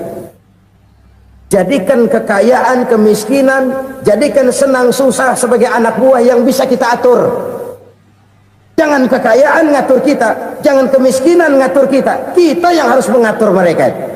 Senang, susah, kaya, miskin, bahagia, sengsara, jadikan itu anak buah yang bisa kita atur. Kalau sekarang kita kaya, lain saat boleh jadi kita miskin, semiskin-miskinnya. Allah yang ngasih, Allah yang ngambil. Tenaga mana yang bisa menghalangi? Ibadah jalan terus. Iblis makin gondok. Dasar nabi loh. Akhirnya apa? Nabi Ayub dikerjain, diberikan penyakit. Demikian fatal penyakitnya. Bayangin, udah miskin sakit. Masya Allah. Miskin sakit. Sakitnya nggak lama, kira-kira 16 tahun. Istrinya 3, 2 mental minta ceraiin. Ngerawatin laki bengek begini. Senang belum tentu, susah udah pasti nih. Cerai aja, cerai dah. Cerai. Tinggal satu Siti Rahmah yang setia menemani beliau. Sesetia-setianya hati perempuan.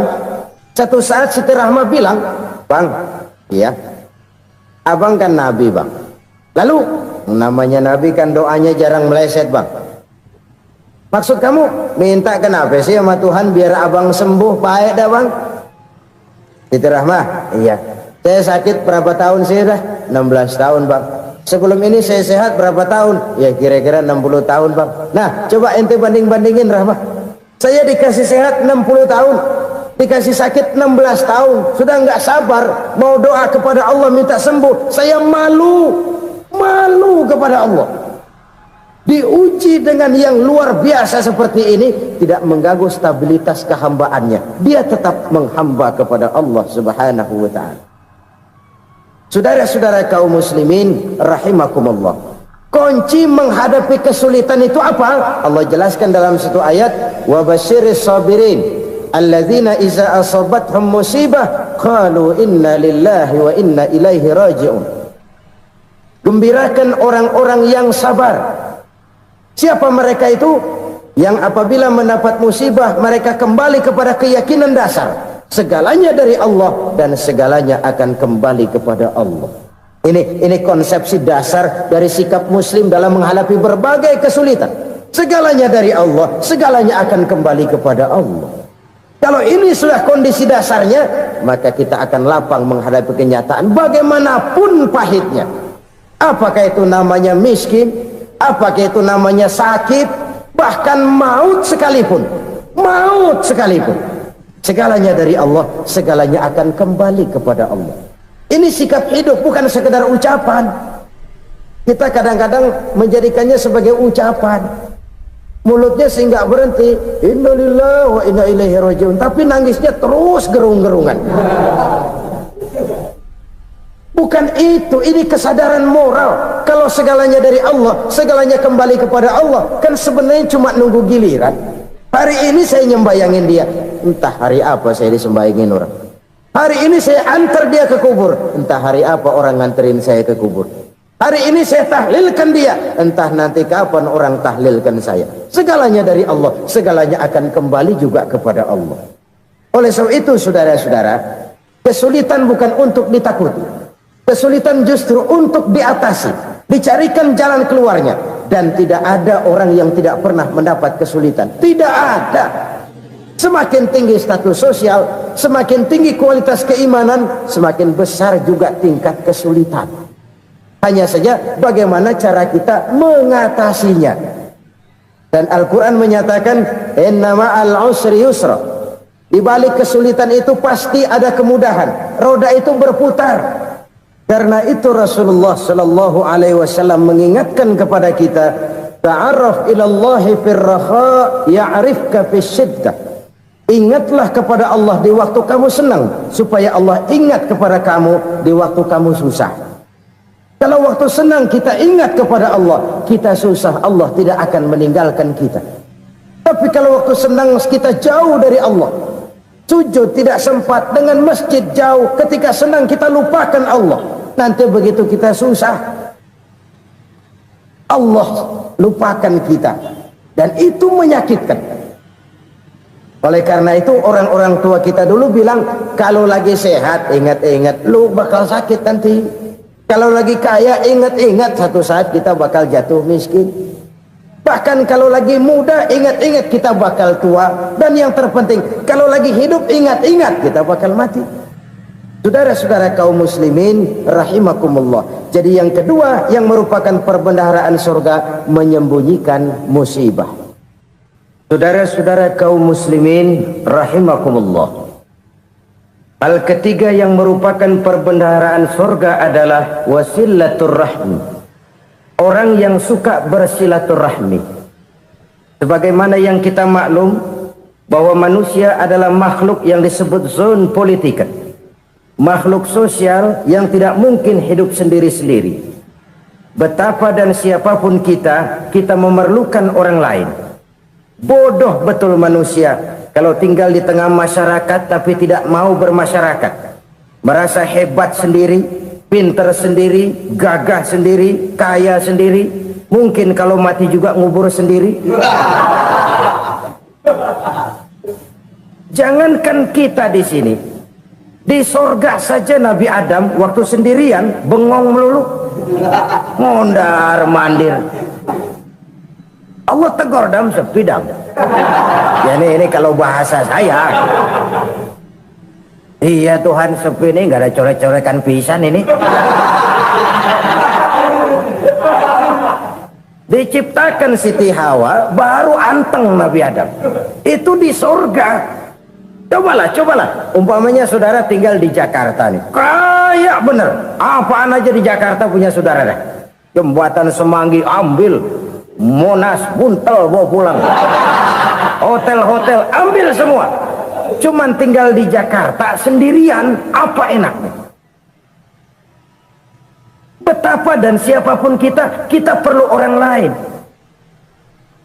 Tidak ada seorang pun yang bisa memenuhi kebutuhan hidupnya secara sendiri-sendiri. Nah, Islam telah menyelamatkan manusia dari ras diskriminasi, mengikat manusia dengan persaudaraan yang berlandaskan kepada akidah. Karena itu dianjurkan bersilaturahmi. Bahkan Nabi menyatakan, man arada ayyubsata lahu fi rizqihi wa yunsa'a fi atharihi falyasil rahimah. Siapa yang kepengen diluaskan rezekinya dan dipanjangkan usianya, banyaklah ia bersilaturahmi. Siapa yang kepengen dimudahkan rezekinya, hendaknya ia banyak bersilaturahmi. Kalau banyak teman, kesulitan kan paling tidak ada tempat cerita. Udah susah sendirian, kita pikirin diri, nggak ada tempat tukar pikiran. Cepet banget sama bengek. Dilawan sendiri. Nah, secara makro kita bisa berkata, tidak mungkin ada kemenangan kalau tidak ada kekuatan. Tidak ada kekuatan kalau tidak ada kesatuan dan persatuan. Tidak mungkin ada kesatuan dan persatuan tanpa semangat silaturahmi.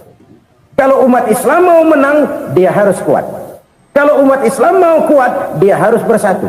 Kalau umat Islam mau bersatu, dia harus membudayakan silaturahmi ini.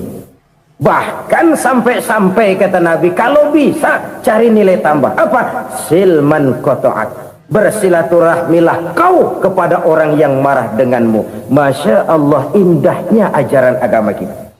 Orang yang marah pun kepada kita, kata Nabi, kalau bisa bersilaturahmilah kepadanya, kepada orang yang marah itu. Di situ nilai tambah. Cuman jujur nih hadis, ngucapinnya gampang, ngamalinnya yang berat banget. Orang marah sama kita, kita disuruh silaturahmi, ada apa malu? Lu marah, ada gua marahan lagi. Tunggu pikirin. Saudara-saudara kaum muslimin rahimakumullah. Tapi ini yang diajarkan, bahkan ini yang dicontohkan oleh baginda Rasul. Bagaimana begitu mudah, misalnya satu saat Abu Jahal ini ngatur strategi bagaimana bikin Muhammad celaka. Dia gali lubang di depan tempat tidurnya. Dia tutupin daun korma. Terus dia panggil seseorang, ke sini. Kasih tahu Muhammad, pamannya sakit keras, minta ditengokin. Berangkat orang ini ke sana. Muhammad, labbaik. Pamanmu sakit keras, dia minta ditengokin. Baik, saya akan datang menjenguk beliau. Berangkatlah Nabi ke rumah Abu Jahal tanpa prasangka apapun. Abu Jahal udah pasang setil, selimut 3 rangkap setengah dia pakai, persis kayak orang meriang. Tapi sembari ngintip dari balik selimut, begitu Muhammad buka pintu, nah masuk perangkap nih. Muhammad jalan menuju tempat pembaringan. Makin lama makin dekat, makin lama makin dekat, makin dekat ke lubang yang dipasang oleh Abu Jahal itu.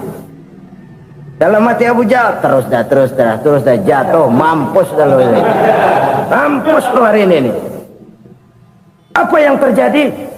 Malaikat Jibril datang. Muhammad, pamanmu cuma pura-pura sakit. Di depan tempat tidurnya ada lubang perangkap supaya kamu jatuh ke situ. Sudah, kamu pulang. Balik kanan Nabi. Sudah hampir jatuh ke lubang, balik kanan, pulang. Bayangin kecewanya Abu Jahal. Muhammad dikit lagi, Muhammad dikit lagi. Enggak paman, saya pulang aja. Emosi bangun dari tempat tidur, enggak sadar kalau lagi pura-pura sakit. Lompat ngejar Nabi, dia lupa dengan lubang yang dia gali. Usrak, nyemplung sendiri ke dalam lubang.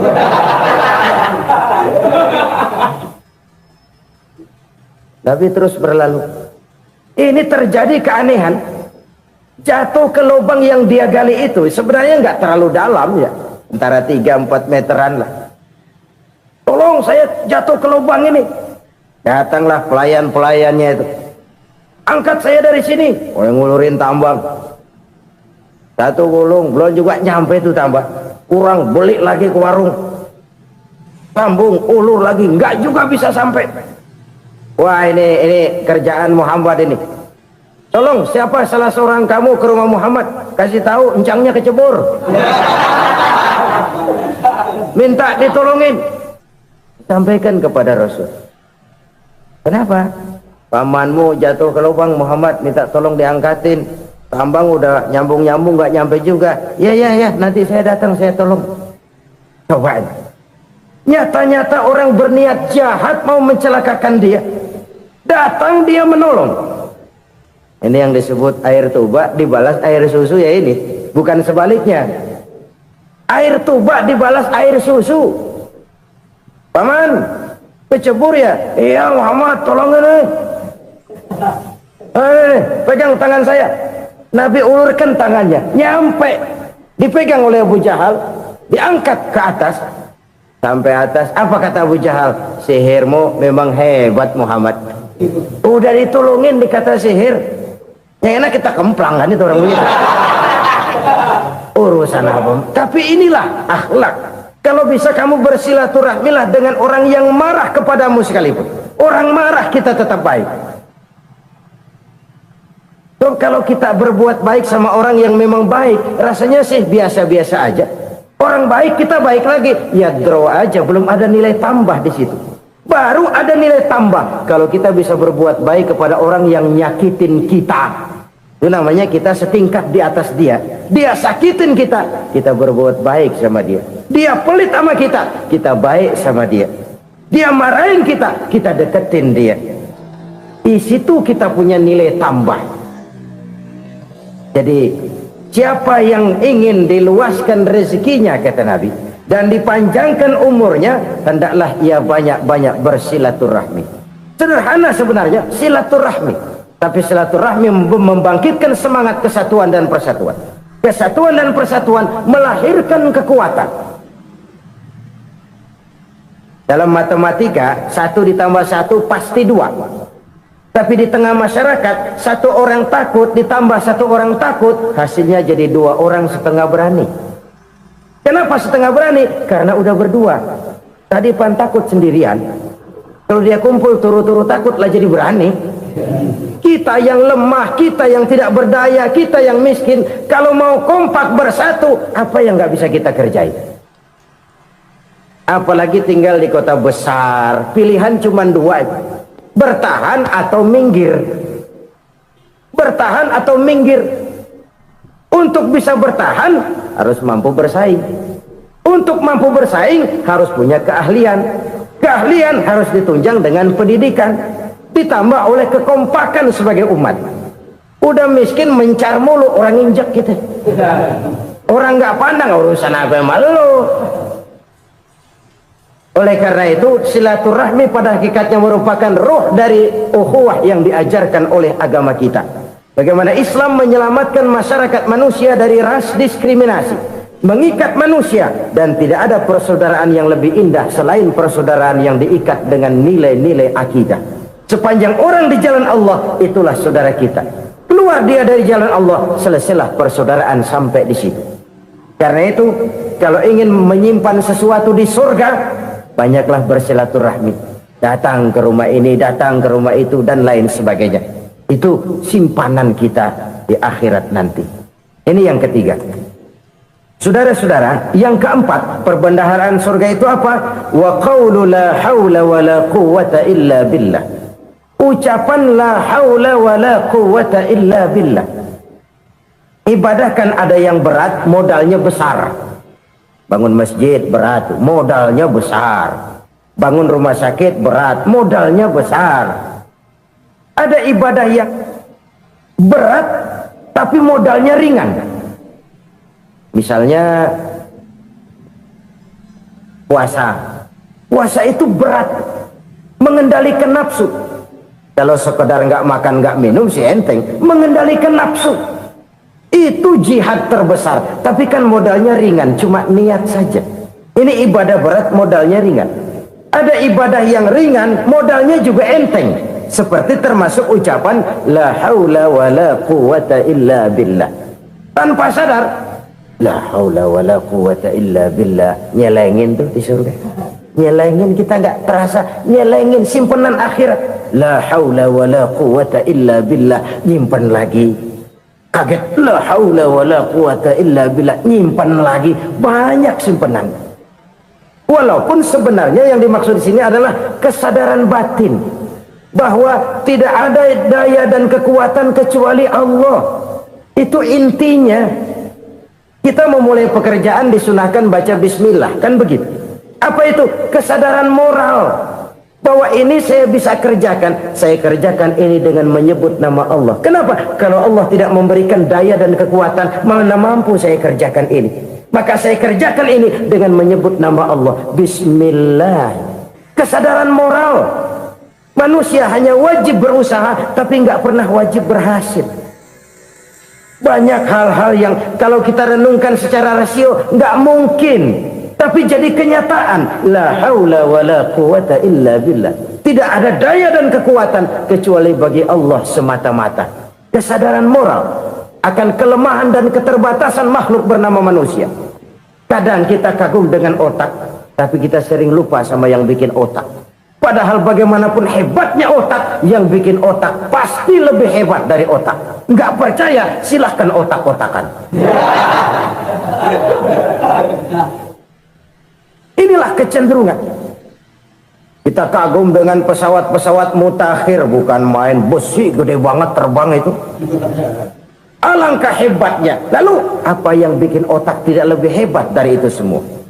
Kita puji laut, apa yang bikin laut tidak lebih hebat dari laut itu? La haula wala quwata illa billah. Tidak ada daya dan kekuatan kecuali Allah. Apa yang bisa kita lakukan kalau tidak karena daya dan kemampuan yang diberikan oleh Allah kepada kita?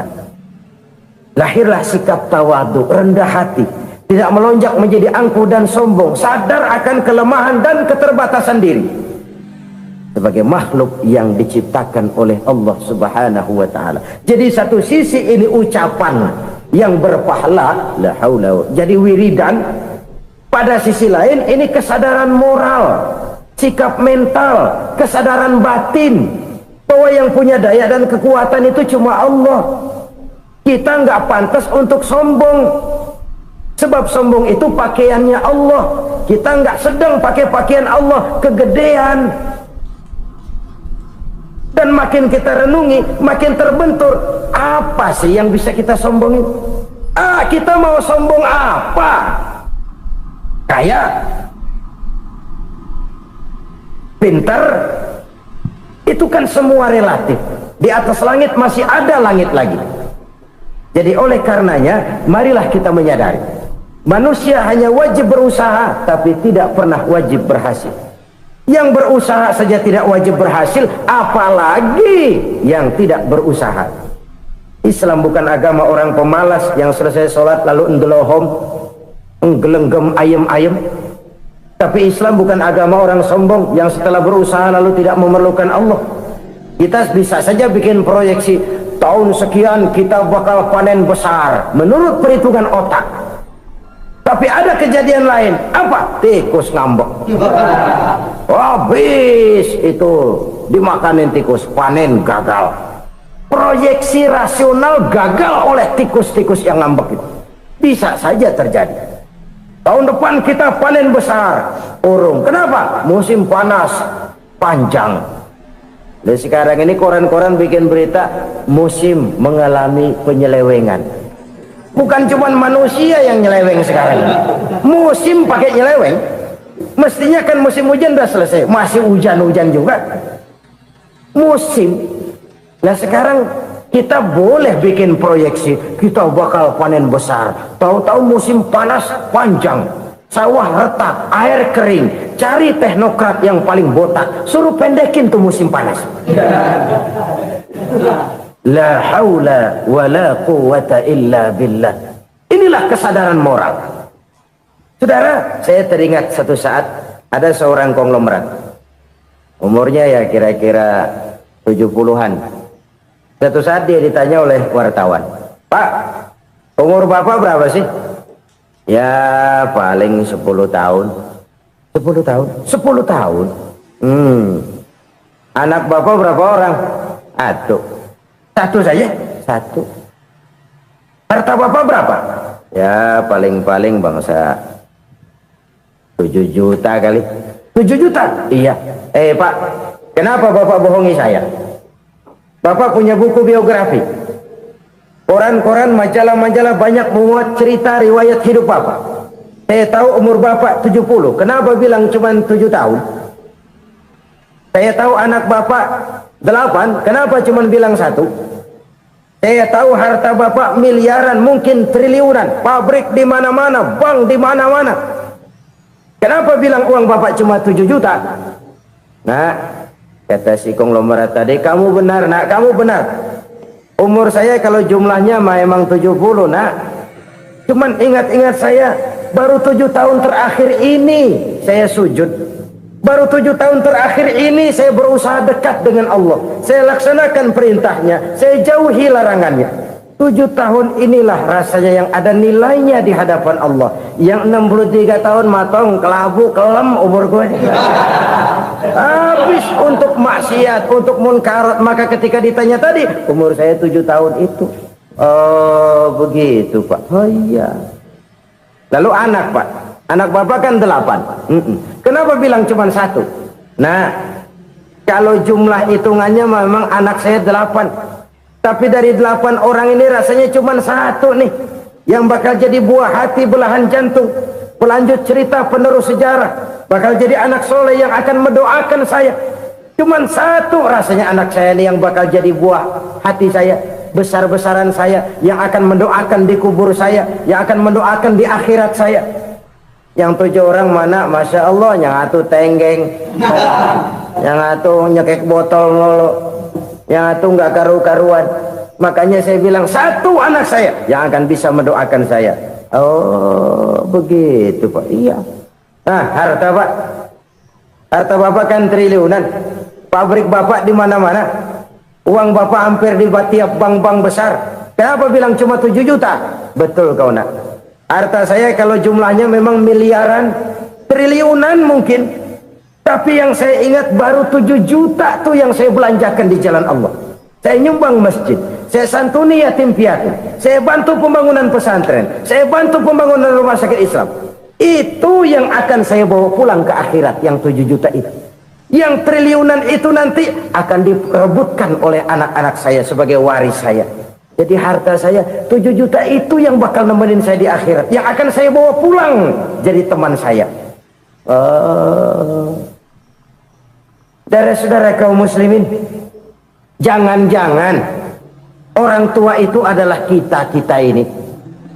Jangan-jangan kita-kita ini adalah orang tua itu. Jangan-jangan itu potret dari diri kita masing-masing. Dari sekian umur yang diberikan Allah, berapa tahun yang ada nilainya di hadapan Allah? Dari sekian anak-anak yang merupakan amanah, berapa yang akan mendoakan kita sebagai orang tuanya menjadi anak soleh?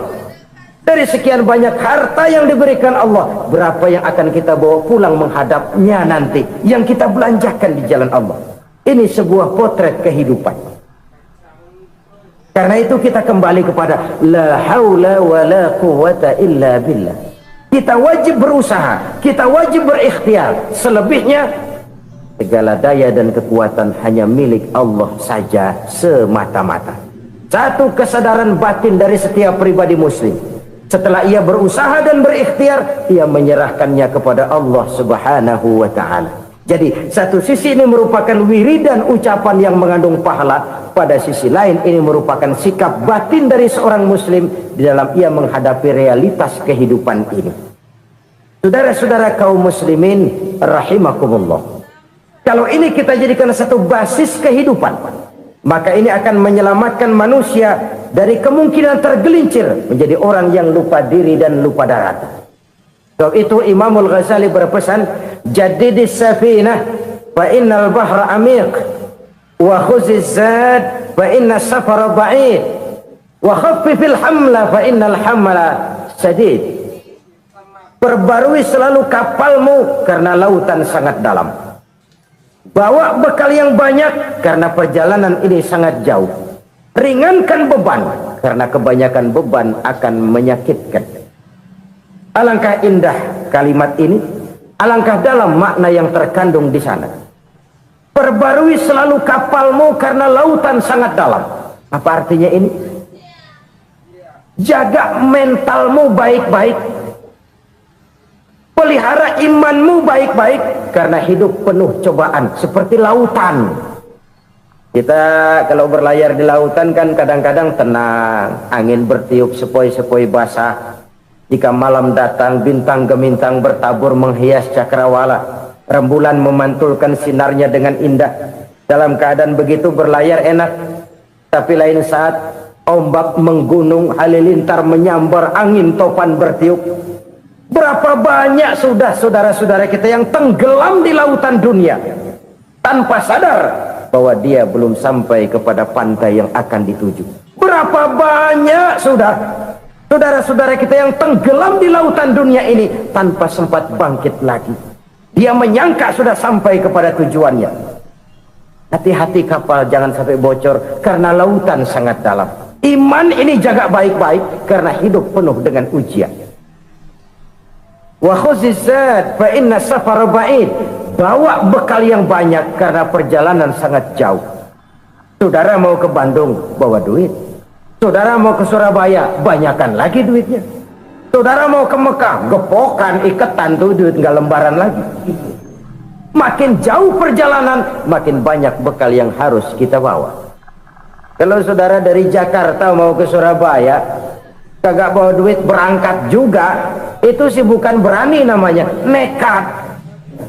Sampai Surabaya belum tentu, sengsara di jalan udah pasti. Kenapa? Nggak bawa bekal berangkat. Sama juga kita nih, misalnya belum sempat sembahyang, mati. Waduh, berani banget orang. Belum punya bekal, mati. Sengsara di jalan. Atau bekal tidak cukup. Dari Jakarta saudara mau ke Surabaya, bawa duit 500 perak. Paling jauh Cikampek nyampenya itu. Paling jauh itu. Antara jauhnya perjalanan dengan bekal yang saudara bawa tidak seimbang. Hidup ini perjalanan panjang. A walking tour.